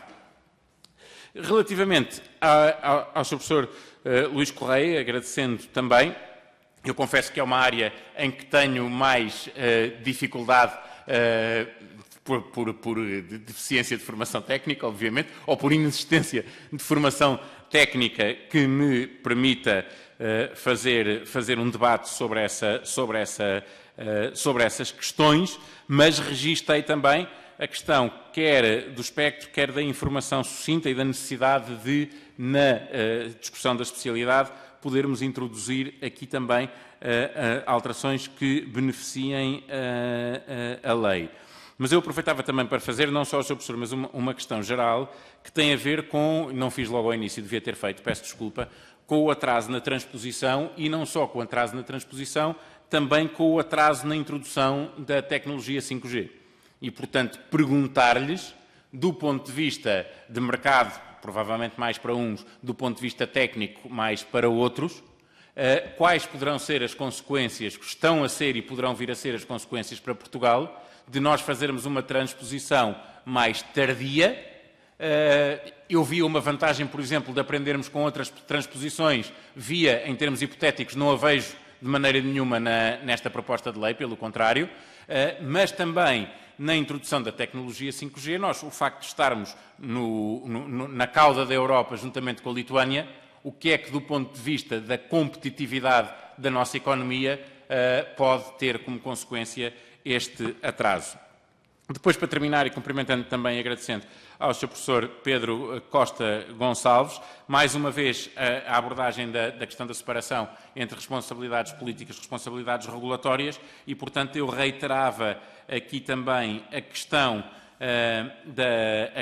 da previsibilidade regulatória e também aproveitava aqui para colocar também para todos a questão que foi abordada por alguns, a questão das sanções e da possibilidade de uma entidade regulatória, como é a ANACOM, dispor da possibilidade de interdição de exercício de funções por administradores, por diretores, isso vai ainda mais longe, mas eu, sinceramente, se fosse só para administradores, já colocava a questão na mesma, porque não me parece que a diferença esteja apenas nos diretores. Obviamente que diretores põe mais um nível e agrava a situação, mas mesmo em relação a administradores, parece muito questionável que se possa atribuir este poder a uma entidade reguladora, a uma entidade administrativa independente como é a ANACOM. E, portanto, deixava estas questões agradecendo desde já as respostas que venham a dar e pedindo desculpa pelo manifesto excesso de tempo que utilizei. Muito obrigado, Sr. Deputado. Passava então aos seus professores para respostas sobre as várias temas aqui colocados e passava desde já ao professor Álvaro Nascimento. Ok, muito obrigado pelas questões que foram colocadas. Percebi que grande parte das questões que me eram particularmente endereçadas tinham a ver com questões de fidelização e com os efeitos que lhes estão associados. Eu gostava de, se me permitem, fazer se calhar um ponto prévio e um pouco à maneira que o João Confraria já o fez logo no início. Eu acho que quando se fala em regulação de setores, como o caso das telecomunicações, há claramente que conseguir separar a parte da regulação independente de uma questão que é de juízo político. E nesse contexto, muitas das vezes nós tendemos a misturar na nossa discussão a regulação independente com uma regulação que é de alguma forma política. Portanto, chega a haver essa tensão que depois é plasmada, grande parte das vezes, na comunicação social, em debates que não ajudam em nada à boa discussão do setor. Quer dizer, basta ler jornais sobre essa matéria. E por isso, eu acho que há aqui, para começar, de um ponto de vista geral, eu diria que a transposição, para mim, do ponto de vista económico, parece-me adequada. O problema não está na transposição, possivelmente o problema estará depois na sua aplicação, ou na sua execução. E nesse sentido, eu se calhar preocuparia muito mais a garantia que eu vou ter um regulador independente com condições para exercer esse cargo de independência. Um tema que aqui, de resto, já foi aflorado quando se falou na questão da nomeação do regulador. Eu penso que quem o mencionou foi o Dr. Pedro Gonçalves, o professor Pedro Gonçalves, quando se falou na questão de ter um processo suficientemente escrutinado de um regulador independente que possa desempenhar a sua função regulatória de forma completamente independente. E porquê é que eu falo isto? Porque eu acho que muitas vezes nós fazemos transição e partimos para discussões, como por exemplo neste caso o tema da fidelização, sem termos uma análise crítica daquilo que é o grau de competitividade ou o grau de contestabilidade do setor. Eu tenho dito em vários sítios, e de facto fui eu que o disse, quando o Fernando Pacheco mencionou que a competição é um processo, não é um resultado. Eu tenho dito em vários sítios que o que eu acho que nos falta em Portugal é um assessment certo e rigoroso do grau de contestabilidade do setor de telecomunicações. Eu acho que essa é a função prévia e que qualquer regulador deveria fazer, até porque eu só posso redesenhar o mercado a seguir, ou pelo menos só posso intervir nesse mercado, quando conhecer exatamente quais são os níveis de contestabilidade. E nós partimos logo à partida para um mercado oligopólio com parte de PRI que é mau. E nós aprendemos a economia que, de facto, os modelos de oligopólio são modelos que são tendencialmente favoráveis a comportamentos estratégicos. Comportamentos estratégicos esses, se não forem devidamente acautelados por um regulador, podem conduzir à extração do bem-estar do consumidor, perdoem-me este jargão, mas que de facto acontece. Ora, nós não temos esse exercício feito em Portugal de forma coerente e clara. Okay? E para mim esse é o primeiro ponto de partida, essa fragilidade, quando eu olho para uma transposição de uma lei desta natureza e de um alcance desta natureza. Eu gostava de ter visto um trabalho prévio a esta transposição legislativa, de quais são os pontos de fragilidade da competição no setor de telecomunicações, que eu acompanho e que, de facto, continuo a achar que eles são débeis e que não existem. E esta é, a meu entender, uma das responsabilidades do regulador. Mas digo isto por uma questão que tem, em meu entender, a ver com aquilo que são os elementos de contestabilidade dos mercados e que de resto estão na origem daquilo que é o papel da ANACOM. O papel da ANACOM ou de qualquer regulação do setor de telecomunicações. Se nós recuarmos um pouco às origens, eu gostava só de fazer este ponto assente e depois passo já à discussão mais concreta do tema das fidelizações. Se nós fizermos um bocadinho recuar às origens, a ideia de regular o setor das telecomunicações é uma ideia de regular um setor em dinâmica muito grande e muito acentuada, com uma ideia de que eu vou ter a seguir um mercado concorrencial. Ou seja, com a ideia de que estão destruídos ou tenderão a ser mitigados cada vez mais os elementos do monopólio, vá lá que existem um monopólio do poder de mercado que existem tecnologicamente neste setor, e eu posso ter cada vez mais competidores. E por isso todo o nosso processo tem sido um processo de tentar, com que o mercado se vá desenvolvendo, encontrando aqui e acolá alguns estrangulamentos. A gente está seguramente lembrada das principais dificuldades iniciais, desde o acesso às infraestruturas passivas e uma série de temas relacionados com isto e sobre os quais não vou despender muito. Mas porquê é que eu falo sobre isto? Porque quando nós procuramos na regulação uma solução para um resultado, e estou a pensar sobretudo aqui, normalmente concentrada num preço e invariavelmente numa qualidade, numa definição de qualidade do serviço, nós invariavelmente estamos à procura de um resultado e estamos a perder muito da dinâmica do mercado, que é uma dinâmica de competitividade.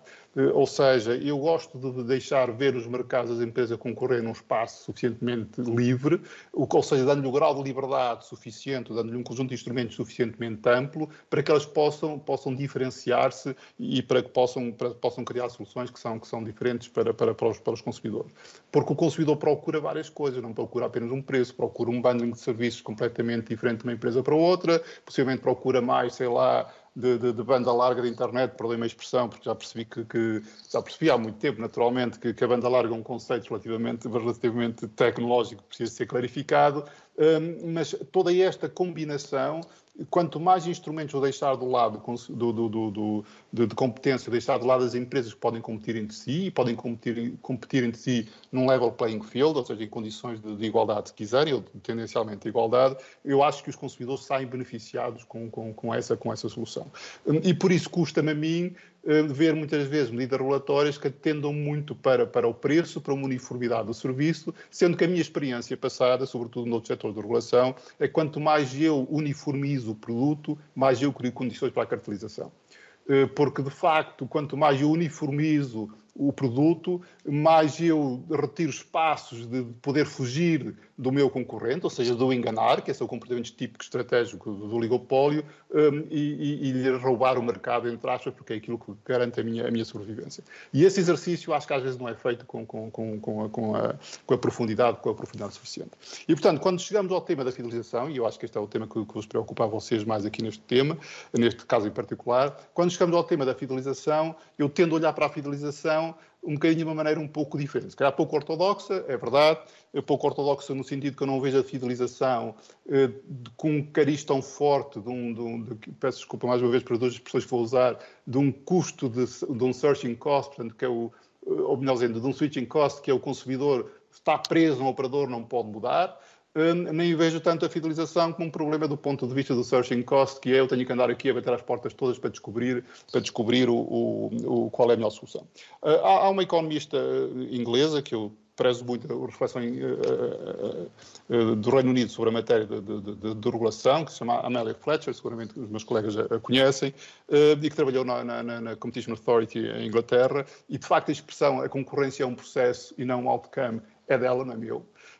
Em que, basicamente, o que ela revela é o seguinte: quanto mais eu fragilizar os searching costs, quanto mais eu, muitas vezes, não encarar verdadeiramente os switching costs, ou seja, nos identificar verdadeiramente, eu posso estar à procura de uma solução que nunca vai acontecer. Ou seja, eu vou estar a enfraquecer a concorrência, simplesmente estou a canalizar as empresas para operar em determinado sentido. O que é que eu vejo nos preços da fidelização? Eu vejo a fidelização como um elemento de discriminação, ou seja, ou diferenciação. Em economia, diferenciação e discriminação são duas coisas parecidas, embora diferentes.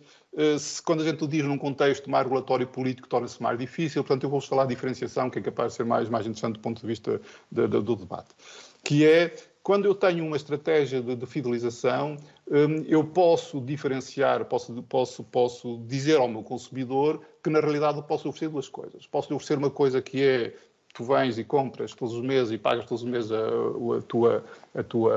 o teu serviço de internet, mas já agora para ter a tua ligação precisas disto e disto, que são os equipamentos de base. Portanto, pagas o investimento e a seguir pagas e estás livre de ir para onde quiseres, conforme te apetecer. E eu dir-vos-ia, é uma solução. Mas eu também posso dizer ao meu consumidor que é assim, e é um preço formado, se quiserem, por duas partes. Tenho uma parte fixa de investimento e depois tenho uma parte variável que pago todos os meses. Mas eu posso dizer ao meu consumidor: olha, tenho uma proposta para ti diferente, que é pagas todos os meses uma certa mensalidade e a solução é diferente. Perguntam-me: uma solução tem que ser financeiramente igual à outra? Eu tenho que vos dizer: não tem que ser igual à outra. Nem descontando apenas a taxa de juros. Há elementos adicionais a considerar aqui, desde a conveniência, desde todo um conjunto de outros elementos de natureza mais de preferência do consumidor, que têm impacto em tudo isto. E, portanto, a experiência da fidelização é também uma experiência de o consumidor poder escolher aquilo que quiser e poder escolher entre as várias alternativas. Dir-me-ão assim: bom, mas os consumidores, quase todos eles, eu fui já dito aqui, escolhem uma experiência de fidelização de 24 meses e toda a gente fica ali, todos os operadores têm mais ou menos um ponto de equilíbrio. É possível, é verdade, mas o que é verdade também é que existem ligeiras diferenças se eu olhar para as ofertas do mercado e elas estão lá. Portanto, não me preocupa, esta transposição, porque a transposição continua, como dizia o Confraria logo no início, a permitir que essa fidelização esteja lá. Preocupa-me mais quando eu procuro regular de uma forma extremamente intrusiva a maneira como eu vou calcular as indemnizações. Eu acho que seria necessário que aqui houvesse alguma clarificação, se calhar, não faço a mínima ideia, ou que se deixasse o mercado, se calhar, funcionar mais livremente, até porque o tema da fidelização que está aqui não é apenas deve ser entendida não apenas do ponto de vista do consumidor. Se olhar de uma perspectiva mais integrada e olhar para a fidelização também do ponto de vista da empresa, a fidelização, por exemplo, é uma forma de estabilização de cash flow. Uma forma de estabilização de cash flow é uma forma de reduzir riscos. Uma forma de reduzir riscos é uma forma de eu, se calhar, facilitar o meu acesso ao financiamento, diminuindo o custo do financiamento. Ou seja, há todo um conjunto de outras variáveis que deveriam ser ponderadas em toda a análise e às vezes nós somos extremamente curtos ou miúpes quando olhamos para o tema da fidelização e só vemos nele uma coisa que é um switching cost. E eu, pessoalmente, tendo a dizer que não acho que seja apenas um switching cost que existe no tema da fidelização. De resto, seguramente vocês devem conhecer, eu escrevi um artigo sobre esta matéria em que mostra vários exemplos e várias circunstâncias. Se não tiverem acesso a ele, eu posso mais tarde voltar a circulá-lo, e que refere que o tema se quisermos, das diferentes práticas de pricing, é grande parte das vezes uma forma de eu conduzir, trazer para o mercado soluções ou clientes que de outra forma nunca lá chegariam, e é muitas vezes uma forma de eu utilizar mais eficientemente os investimentos. Portanto, há aqui uma matéria que torna este aspecto muito sensível, portanto, eu devia ter mencionado logo no início, que é, nós muitas vezes olhamos para isto só do ponto de vista do consumidor. Eu acho que não, o mercado é muito mais do que apenas um consumidor, o mercado concorrencial é muito mais do que um consumidor, um consumidor e uma dinâmica concorrencial de empresas que lá estão. Portanto, minha preocupação é: não vejo problema com o contrato de fidelização, com a liberdade das empresas poderem escolher o prazo que quiserem, há um elemento de diferenciação que eu vos falava há pouco. Vejo mais problemas numa determinada intrusão arbitrária na determinação dessa compensação para o caso do consumidor querer sair. Eu acho que o consumidor, apesar de tudo, hoje tem liberdade de escolha, até pela nossa própria inércia.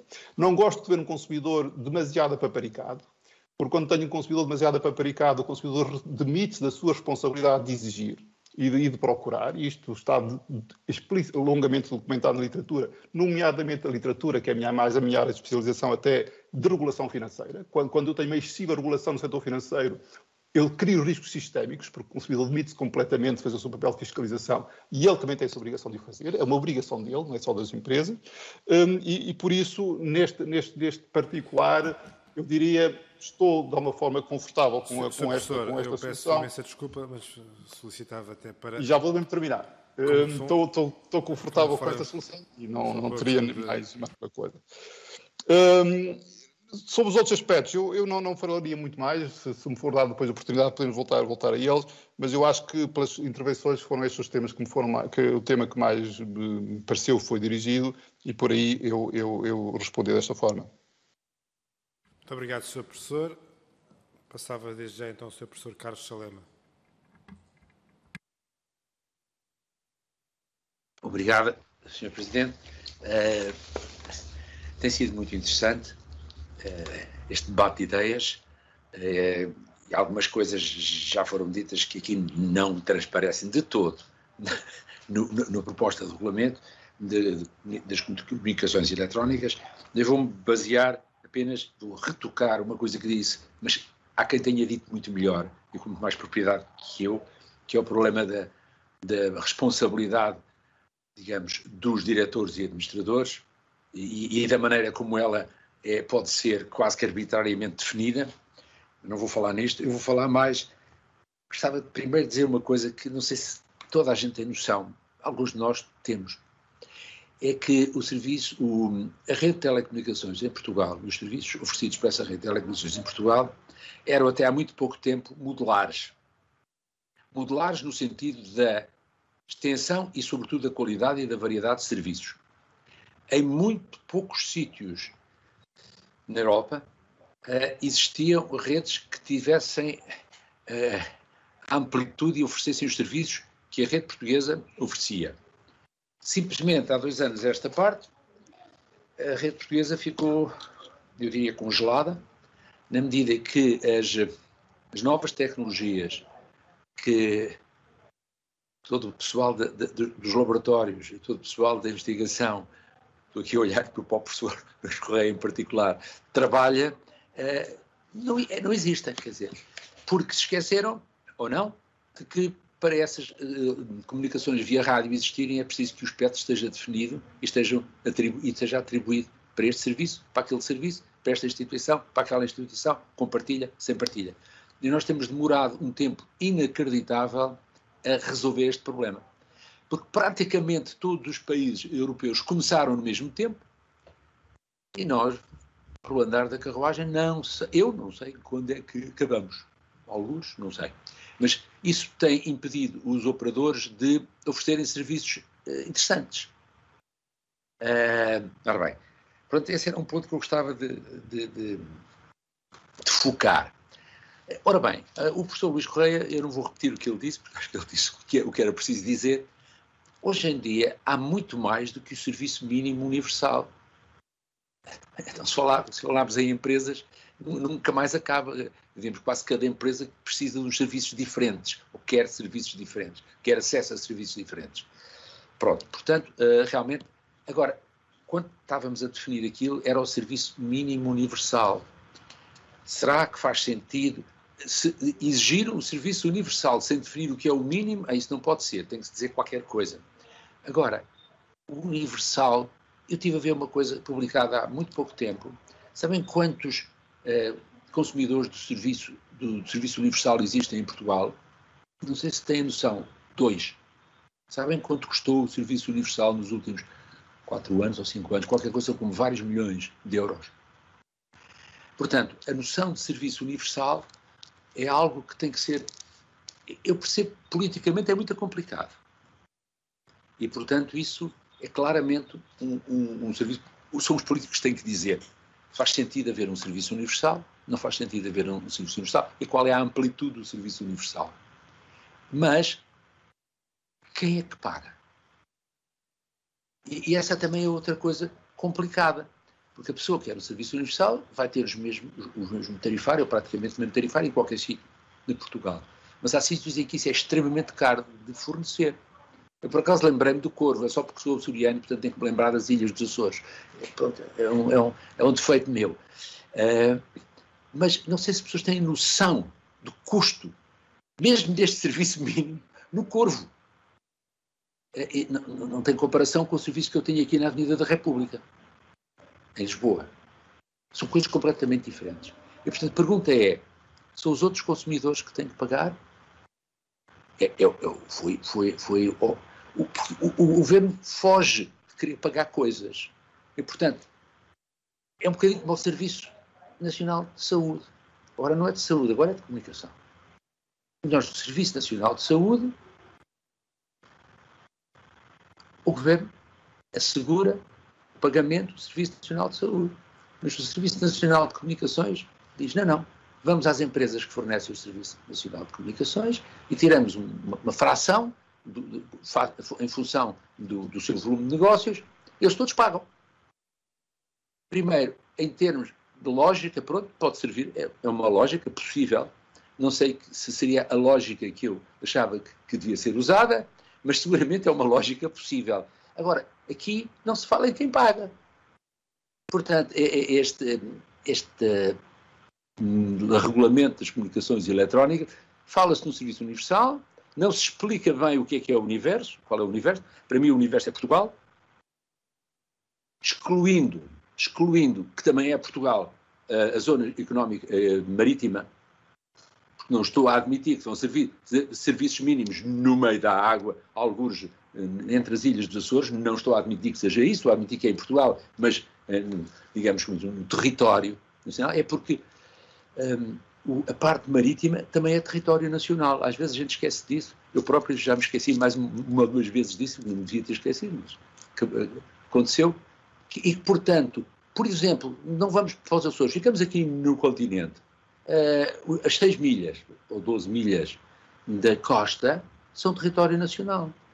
Que, em princípio, talvez alguém devesse querer ali também o serviço universal. Da maneira como está escrito, devia poder pedir. Portanto, há coisas que é preciso a gente perceber muito bem o que é o serviço universal e ele tem que ser mais bem definido. Se não é um bocadinho mais bem definido, a coisa é confusa. Realmente tem razão a pessoa que falou, se eu puser um ritmo de transmissão binário, amanhã esse ritmo já é antiquado. Portanto, temos que arranjar uma linguagem diferente e que talvez tenha que ver com aquilo que é estado de arte na altura ou qualquer coisa de parecido. Porque, de facto, conforme os serviços que eu quero usar, assim o ritmo binário, eu só falei no ritmo binário, não falei na latência. Felizmente o professor Luís Correia corrigiu-me e realmente, hoje em dia, para os serviços avançados, a latência até pode ser mais importante. Não duvido nem um bocadinho daquilo que ele disse, estou de acordo com ele. Mas, portanto, as coisas não estão definidas. Portanto, se a gente quer fazer uma lei e não definir nada, ou remetemos para uma portaria ou algo que possa ser mais facilmente elaborado, ou então a gente não sabe nunca bem o que é a definição do universo e a definição do serviço que se tem de prestar nesse universo. E pronto, eu acho que já chega. Muito obrigada. Muito obrigado, Sr. Professor. Passava então ao Sr. Professor João Confraria.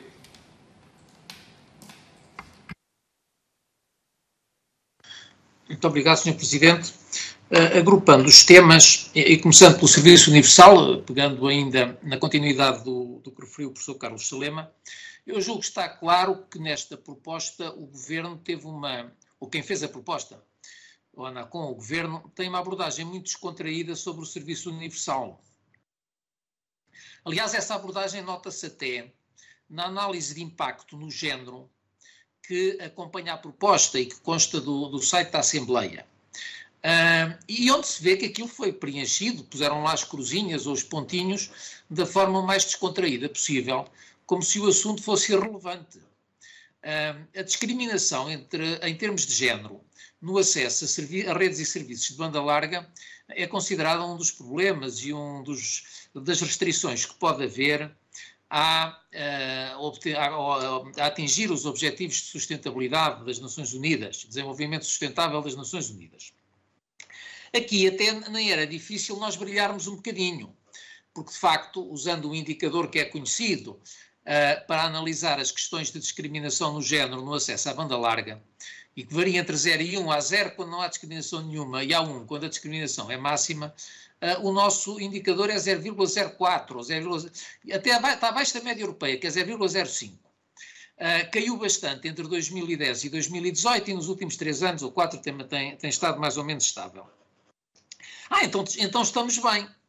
Se calhar não estamos, porque isto é um indicador médio e de facto importaria ver nestas questões do acesso à banda larga a discriminação, como é que isto se traduz para diferentes classes de rendimento, como é que isto se traduz para lares monoparentais e lares que não são monoparentais, E isso, de facto, é o haver discriminação, que neste caso não é discriminação só para os pais, é também discriminação para as crianças que estão na escola, e haver dificuldade de acesso à banda larga nesta área pode, de facto, gerar desigualdades sustentáveis e duradouras, infelizmente sustentáveis, mas desigualdades duradouras para o resto da vida. E eu aqui, de facto, nessa reflexão, queria só chamar a atenção, o professor Luís Correia já subscrevo tudo o que disse, quer em particular agora com as redes 5G, há todo um impacto potencial nas pequenas e médias empresas e no desenvolvimento de projetos empresariais em todo o país, incluindo em zonas rurais. Mas eu queria aqui só salientar duas coisas, mesmo atendendo, quer tendo em conta ao 5G, quer mesmo tendo em conta as tecnologias atuais. O primeiro é a importância de garantir que podem ser prosseguidos projetos empresariais em aldeias isoladas, por exemplo, de turismo rural, que projetos empresariais agrícolas, e é preciso salientar que a agricultura, em muitos casos, está a ficar intensiva em serviços de comunicações, e necessita de serviços de comunicações e necessita de acesso a redes de comunicações. A agricultura, nesse aspecto, está a ficar bastante sofisticada e é preciso garantir que, de facto, em zonas rurais, quem quiser fazer esses projetos tem acesso a redes e serviços. Mas eu aqui queria pedir a consideração da Assembleia para um aspecto particular que acho que é bastante importante para o nosso futuro, que é o acesso a redes de banda larga nas escolas, redes de alta velocidade. Eu vou chamar de alta velocidade, talvez ultrapasse aqui um bocadinho as questões do professor Luís Correia, usando a designação de alta velocidade da Comissão Europeia, e, portanto, o objetivo de ter toda a gente ligada com pelo menos 100 megabits por segundo, com débito no sentido descendente, pelo menos 100 megabits por segundo. Há a questão das escolas. A quantidade de escolas, quer do ensino básico e nos diferentes níveis de ensino, que neste momento não têm, de facto, acesso a redes de alta velocidade, é bastante grande. E isto, julgo que deve ser uma preocupação, porque isto pode prejudicar duradouramente os alunos dessas escolas, que infelizmente muitas vezes estão precisamente nas zonas rurais e nas zonas mais desfavorecidas. E depois há a questão de ver, quando eles vão para casa, como aconteceu agora no caso da pandemia, eu no ensino universitário, que em princípio o problema é menor, mesmo assim, em alguns casos, tive alunos que diziam: olha, hoje não posso assistir à sua aula porque não tenho cá, hoje não tenho cobertura aqui no sítio onde eu estou, ou hoje há muita gente cá em casa a usar a rede sem fios e não consigo assistir à aula. E, portanto, há aqui um conjunto de preocupações que depois podem, que eu julgo que merecem reflexão no âmbito, algumas evidentemente não podem ser resolvidas aqui, mas em sentido político, em sentido de decisão política e de orientação política, no âmbito desta diretiva, julgo que podiam ter sido contempladas. No que diz respeito ao pagamento, eu acho que têm que ser consideradas duas coisas. Normalmente as empresas dizem: bem, somos nós a pagar isto aumenta-nos os custos e, portanto, isso prejudica a eficiência do setor. É verdade. Mas se for o Estado a pagar, o dinheiro vem dos impostos. E os impostos lançados noutras áreas de atividade prejudicam a eficiência dessas áreas de atividade. E, portanto, esta coisa de saber com quem deve pagar, julgo que deve ser analisada num contexto não clubístico, que é: eu não pago, pagas tu, mas num contexto de procurar encontrar a forma de pagamento que cause menos ineficiências na economia. No que diz respeito às questões sobre concorrência e investimento, que por sua vez se relacionam com as questões de previsibilidade regulatória. Eu receio e enfatizo outra vez, peço que me desculpem a insistência, que há dois aspectos que podem prejudicar o investimento futuro em redes e serviços em Portugal. O primeiro é este poder arbitrário que está a ser dado à ANACOM para impor obrigações de roaming e para impor obrigações de acesso aos operadores móveis por dar cá aquela palha. Esse poder passa a expressão, a ANACOM só deve poder ter esse poder mediante uma análise de mercado. E uma análise de mercado não é uma palavra vã, não é assim uma coisa que apetece dizer enquanto se toma um copo. É uma coisa que tem uma disciplina em economia e que tem uma disciplina em direito, e isso tem que ser seguido. E já agora, quando os economistas e os advogados seguirem isso, é melhor ir falando com os engenheiros para saberem o que é banda larga e não dizerem muitas asneiras. E, portanto, isso tem que ser feito. Portanto, uma análise de mercado não é só, então eu olhei para o mercado, não é isso. É uma coisa que tem método. E portanto, permitir que a ANACOM, que uma entidade administrativa, resolva impor regulações de acesso aos operadores móveis, por dar cá aquela palha, é uma coisa que pode prejudicar o investimento. E já agora pode também prejudicar o investimento, isto para além daquela questão que, enfim, essa aí já é menos líquido, mas aí também deve haver uma fundamentação adequada, que é aquela questão da obrigação de acesso, da possibilidade de imposição de obrigações de acesso, da obrigação de roaming localizadas. Isto é uma coisa que tem que ser densificada também para garantir que de um momento para o outro os operadores móveis não acordam com uma série de obrigações localizadas estendidas por todo o país. É preciso também evitar que isso aconteça e evitar esse tipo de risco. E este tipo de risco evita-se obrigando, de facto, as entidades administrativas a fazerem estudos fundamentados. Aliás, no caso das obrigações de acesso, o Código Europeu diz que façam uma análise de mercado. Se calhar, em alguns casos, faz sentido introduzir aqui explicitamente na lei a possibilidade de a imposição de algumas obrigações regulatórias ter que ser precedida de uma análise, de uma avaliação de impacto regulatório ex ante. Enfim, vocês dirão, qual é... Enfim, avaliações de impacto regulatório são como aos chapéus, há muitas. Uma avaliação de impacto regulatório, se estiver baseada numa análise de custos-benefícios, eu aqui peço desculpa, mas como sou economista, pendo para a análise de custos-benefícios, mas uma avaliação qualquer desse tipo faz sentido e pode fazer sentido, em alguns casos, e para reforçar a previsibilidade e para garantir que, em termos de investimento, os operadores continuem a investir e nós continuamos a ter das melhores redes da Europa em termos de qualidade de serviço, em termos de cobertura e de prestação de serviços. No mesmo sentido, peço que me desculpem, de facto, com a insistência na necessidade de garantir a compatibilização entre esta nova Lei das Comunicações Eletrónicas e o Decreto-Lei 123. Acho que era de aproveitar a oportunidade e rever tudo de uma assentada. Não custará muito mais, já que estamos atrasados mais um mês, menos um mês. Não há de ser por isso que a Comissão Europeia nos vai sancionar, mas acho que valia a pena pensar no assunto, até porque não demora muito tempo a pensar no assunto, certamente. Sobre a questão da... por outro lado, há aqui nestas questões da previsibilidade regulatória, já agora há aqui uma coisa que temos que ter em conta com toda a humildade. Nós temos no nosso procedimento administrativo, eu aqui vou pedir licença ao professor Costa Gonçalves para meter o nariz onde não sou chamado, mas nós temos um princípio que visa proteger e garantir uma certa previsibilidade, que é o princípio da proporcionalidade dos atos administrativos. Só que, de facto, muitas vezes as autoridades administrativas decidem sem preencherem devidamente esses requisitos. Se calhar também já me aconteceu a mim, quando tenha acontecido ter alguma influência em algumas decisões. Mas depois nós temos um sistema de tribunais que responde, que ao contrário daquilo que a diretiva pretende, que é ter um sistema de tribunais que responda rapidamente e que evite a incerteza regulatória, nós temos um sistema de tribunais que, não estou aqui a criticar o sistema judicial, antes pelo contrário, mas por falta de recursos, pela própria natureza da definição processual, responde de forma atrasada. E, ora bem, o atraso do sistema de tribunais é uma fonte de incerteza regulatória, prejudica a previsibilidade. E, portanto, dir-se-á, bom, então nesse caso, se calhar, o melhor é procurarmos definir as regras de forma que minimizem a necessidade de acesso, a necessidade da conflitualidade jurídica, minimizem a necessidade da litigância. Procurar definir as regras de uma forma que seja administrativamente viável e que reduza a possibilidade da litigância, porque nós, no nosso caso, regra geral, não podemos esperar de um tribunal uma decisão no prazo de 6 meses, no prazo de 1 ano. Às vezes são ao fim de 10 anos, está uma empresa ao fim de 10 anos à espera de uma decisão, e tudo isto... Professor, peço imensa desculpa, solicito também que vou já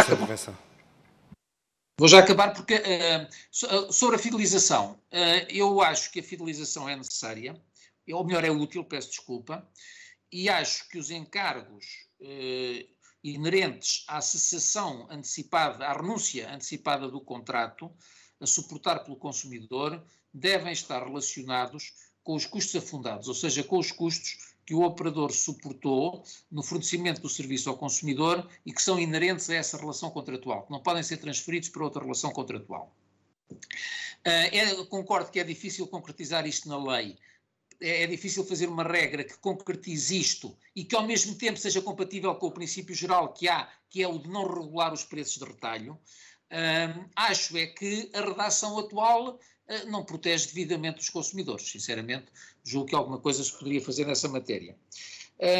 Enfim, sobre as sanções, julgo que não fazem muito sentido, porque, como foi referido já várias por outros, nomeadamente pelo professor Pedro Gonçalves, melhor do que eu, quando há sanções, por exemplo, na área financeira, ou também em alguns casos que existem na aviação civil, elas dão-se num determinado quadro regulamentar que não começa e acaba nas sanções. Começa antes, começa na definição de post-holders, de funções que têm que ser preenchidas, de pessoas que têm que preencher determinados requisitos para o preenchimento dessas funções. E, portanto, é todo um quadro completamente diferente. O que nós temos aqui é uma situação a que qualquer dia temos a ANACOM a intervir nas regras de corporate governance das empresas, temos a ANACOM a intervir nas regras de organização interna das empresas. Não faz sentido nenhum. Olha, isto em termos de previsibilidade é que é uma desgraça. E peço desculpa pelo tempo a mais. Muito obrigado. Muito obrigado, Sr. Professor. Passava então ao Sr. Professor Luís Correia. Okay. Muito obrigado. Eu vou tentar então responder e esclarecer algumas das perguntas que foram colocadas. Uma delas, começando pela primeira, como é que se pode medir e o que é que se pode medir na qualidade dos serviços. De facto, os serviços são diferenciados. Quando nós estamos a falar de voz, podemos estar a falar na qualidade de voz, na queda das chamadas, na capacidade, no bloqueio das chamadas, que é a capacidade de eu querer fazer uma chamada e não conseguir. Nos SMS estamos a falar no atraso. Isso deixou de ser moda, mas todos os presentes provavelmente se recordam, há uns anos atrás, estava na moda, digamos assim, no Natal e no Ano Novo, desejar bom ano, etc. E muitos de nós recebíamos a mensagem no dia seguinte, porque de facto tínhamos literalmente milhões de pessoas a inundar a rede e, portanto, o nó demorava tempo a isso e, portanto, o tempo de atraso da entrega de mensagens é outro. No caso do vídeo, há conceitos técnicos de vídeo, que é vídeo de baixa definição, de alta definição, de 4K, de 8K, e, portanto, de acordo com estes níveis de vídeo, nós podemos estabelecer ritmos de transmissão associados. E eu posso continuar aqui com outro tipo de serviços que existem. Isto para falar novamente na questão do ritmo, na velocidade de transmissão. O atraso / latência é outro parâmetro, a capacidade de conectividade é outro, como eu referi, e, portanto, há aqui há aqui múltiplos parâmetros que podem e devem ser usados e podem ser estabelecidos uma lista de serviços base, digamos assim, em relação a isso. Do ponto de vista da transparência da diretiva e da adequação ao 5G, o meu entendimento, quando li o documento, é que este documento não se resumia a transpor a diretiva, mas ia um pouco mais além. E, portanto, foi um pouco nesta perspectiva que eu encarei o documento e que fiz algumas sugestões. Se a regulação do espectro deve ser feita pela ANACOM ao nível político, eu quase que responderia de outra maneira. A regulação do espectro deve ser feita por alguém que tenha também competências técnicas para o fazer. E sem estar a querer fazer política numa casa de política, eu arrisco-me a dizer que este leilão de espectro tem erros técnicos, e precisamente pela maneira como os lotes foram feitos. E, portanto, erros técnicos no sentido que nós podemos ter uma situação em que podemos ter operadores em Portugal que não vão ser capazes de fornecer um serviço 5G porque não têm largura de banda para isso. Ponto final, parágrafo. Portanto, há aqui questões técnicas de licenciamento de espectro. Se é o poder político ou um regulador, eu tendencialmente diria que deve ser o regulador, mas, enfim, mas isso é uma questão que já não é técnica e, portanto, provavelmente não entraria mais nessa área. Na questão do roaming localizado, eu diria que há aqui uma questão que é importante para além das questões de concorrência, ou que devem também contabilizar as questões de concorrência. Se um operador decide cobrir uma certa área e só esse operador é que cobre essa área, é porque ele investiu naquela zona. E, portanto, quer dizer, nós vamos obrigar os outros operadores a ter que cobrir aquela área. Provavelmente eu, como consumidor, posso optar por ser cliente desse operador, digamos assim. Provavelmente não faz sentido que se crie roaming no sentido de possibilitar a que os clientes dos outros operadores sejam também capazes de se ligar à rede através da rede desse operador. Eu acho que isto não é uma questão técnica, é essencialmente uma questão de concorrência e, portanto, eu deixo para os meus colegas de economia, digamos, resolver este problema. Do ponto de vista dos níveis de banda larga, eu também já referi, portanto, a questão de pôr números, como também já foi referido, é complicada, embora possa ser feita em certas gamas, mas, por outro lado, podem ser... como eu disse, eu dei o exemplo do vídeo e, portanto, há, de facto, situações em que podem ser referidos serviços aos quais estão associados números, digamos assim. Depois, desculpem, estou aqui a tentar seguir a lista. O conceito de banda larga, ok, isto já foi referido. O atraso na introdução do 5G. Novamente, eu diria que, voltando às questões das empresas e voltando às questões da utilização do 5G pelas empresas. Muito sinceramente, o problema que eu vejo no atraso do 5G e no contexto atual, as empresas vão precisar de fazer investimentos para tirar partido das ofertas do 5G e, portanto, têm que ser os operadores a fazer essas ofertas. Neste momento, nós temos o PRR, em que todas as empresas e as organizações estão a colocar-se para responder aos concursos e, portanto, para prever investimentos, e neste momento ainda não temos oferta comercial de serviços 5G. E, portanto, a maneira como as empresas e organizações se vão colocar para concorrer potencialmente a iniciativas de criação de eficiência ou de novos produtos ou novos serviços, neste momento está francamente a ser atrasada pela falta de oferta de serviços 5G. E não queria demorar mais tempo, uma vez que abusei na primeira intervenção, vou ficar por aqui na segunda. Muito obrigado. Muito obrigado, Sr. Professor. Passava então a palavra ao Sr. Professor Pedro Costa Gonçalves. Muito obrigado, Sr. Presidente. Enfim, era para, digamos, também tentar responder, enfim, a questões que foram mais dirigidas para o aspecto jurídico, digamos assim, da lei, e voltava à questão, de facto, das sanções e da previsão de sanções aos dirigentes das empresas e aos diretores, portanto, aos membros dos órgãos e aos diretores. E digo que isso significa, na verdade, uma espécie de deturpação do sentido da regulação do setor, quer dizer, porque no setor existe um regulador e regulados. Os regulados são as empresas, são as entidades, digamos, operadores que atuam no mercado. Vejam, por exemplo, para contrastar, que no setor financeiro os próprios membros dos conselhos de administração das instituições bancárias precisam da autorização do Banco de Portugal. Portanto, eles próprios precisam de uma autorização do Banco de Portugal. São também entidades reguladas neste sentido, não é? Pelo menos para entrar nesse mercado, digamos assim.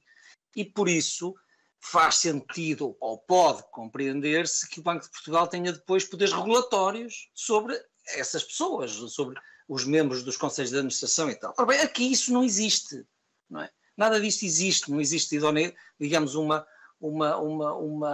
análise ou verificação da idoneidade dos dirigentes dos operadores e, portanto, quer dizer, é de facto uma nota muito, muito singular e muito, digamos, pouco regular, me parece, esta de atribuição de poderes sancionatórios por parte das entidades reguladoras a estas pessoas. Depois, relativamente à questão que me parece, enfim, que já está também abordada por alguns dos senhores professores que me antecederam, relativamente à questão aquilo que talvez seja um excesso de poder de regulação, quer dizer, uma sobrecarga talvez excessiva de poderes regulatórios na ANACOM. E isso joga com o princípio da previsibilidade e da regulação previsível. De facto, a regulação que o regulador faz é sempre alguma coisa em aberto, naturalmente, porque as circunstâncias da vida exigem que nem tudo esteja contemplado numa norma prévia e tudo seja previsível e tal. Tudo isso é certo, mas quer dizer, mas há situações em que, apesar de tudo, se pode moderar o poder do regulador, seja por retirar da sua esfera aquilo que é decisão, digamos assim, política ou de alta administração, como decisão, o exemplo da renovação das licenças, o exemplo dos procedimentos em situação de escassez de espectro, o exemplo daqueles procedimentos que falou o professor Confraria, da localização geográfica. Quer dizer, há um conjunto de decisões que não são puras decisões de regulação do mercado, quer dizer, são decisões prévias, exigem intervenções prévias à própria regulação e gestão do mercado, digamos assim. E acho que essa divisão não é feita e, portanto, a lei aponta aqui no sentido de um reforço, me parece até, de alguma maneira, uma desvirtuação nestes aspectos dos poderes de regulação do regulador, que passam a ser também poderes políticos, digamos assim. E finalizava com aquilo que disse anteriormente sobre a necessidade, que acho que não se coloca só aqui, mas a necessidade de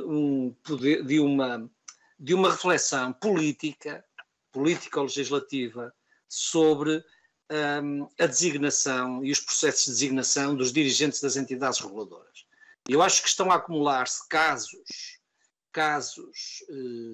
digamos, sucessivos em Portugal de situações duvidosas, e o que descredibiliza mais a regulação, supostamente de uma entidade independente, é colocar lá comissários políticos, colocar nessas agências comissários políticos ou de outra natureza, não é? Com outras. E, portanto, a existência de um processo transparente, seletivo, competitivo, para se encontrar os melhores para dirigirem os reguladores independentes, parece um aspecto imperioso, não apenas aqui no setor das comunicações, mas verdadeiramente em sede de revisão da lei quadro das entidades reguladoras, todas, e não apenas das comunicações. De facto, há que repensar isso. É um tema que me parece da maior importância, sob pena de descredibilizarmos a regulação independente, não é? Quer dizer, sob pena da regulação independente ser, afinal, outra coisa, não é? Outra coisa é não ser verdadeiramente independente e desgovernamentalizada, que é aquilo que se quer. E pronto, eram estas as notas finais, e eu espero ter também respondido às questões colocadas. E muito obrigado, Sr. Presidente, Srs. Deputados. Muito obrigado, Sr. Professor. Agradeço aos Srs. Professores Álvaro Nascimento, Carlos Salema, João Confraria, Luís Correia e Pedro Costa Gonçalves as intervenções e o esclarecimento. Também agradeço aos grupos parlamentares pelas intervenções e também pela flexibilidade que decidimos todos ter nesta sessão, onde não houve propriamente os tempos não foram fixos, e também agradecer aos seus professores que, se quisessem mais algum documento por escrito, naturalmente os grupos de trabalho estão sempre, o grupo de trabalho está disponível, quer para receber as apresentações, quer mais algum documento que julguem importante enviar, e agradecendo por isso o trabalho. E as audições do grupo de trabalho das comunicações eletrónicas vão continuar já amanhã, para este processo também ter a continuidade e a transposição da diretiva ser uma realidade. Muito obrigado.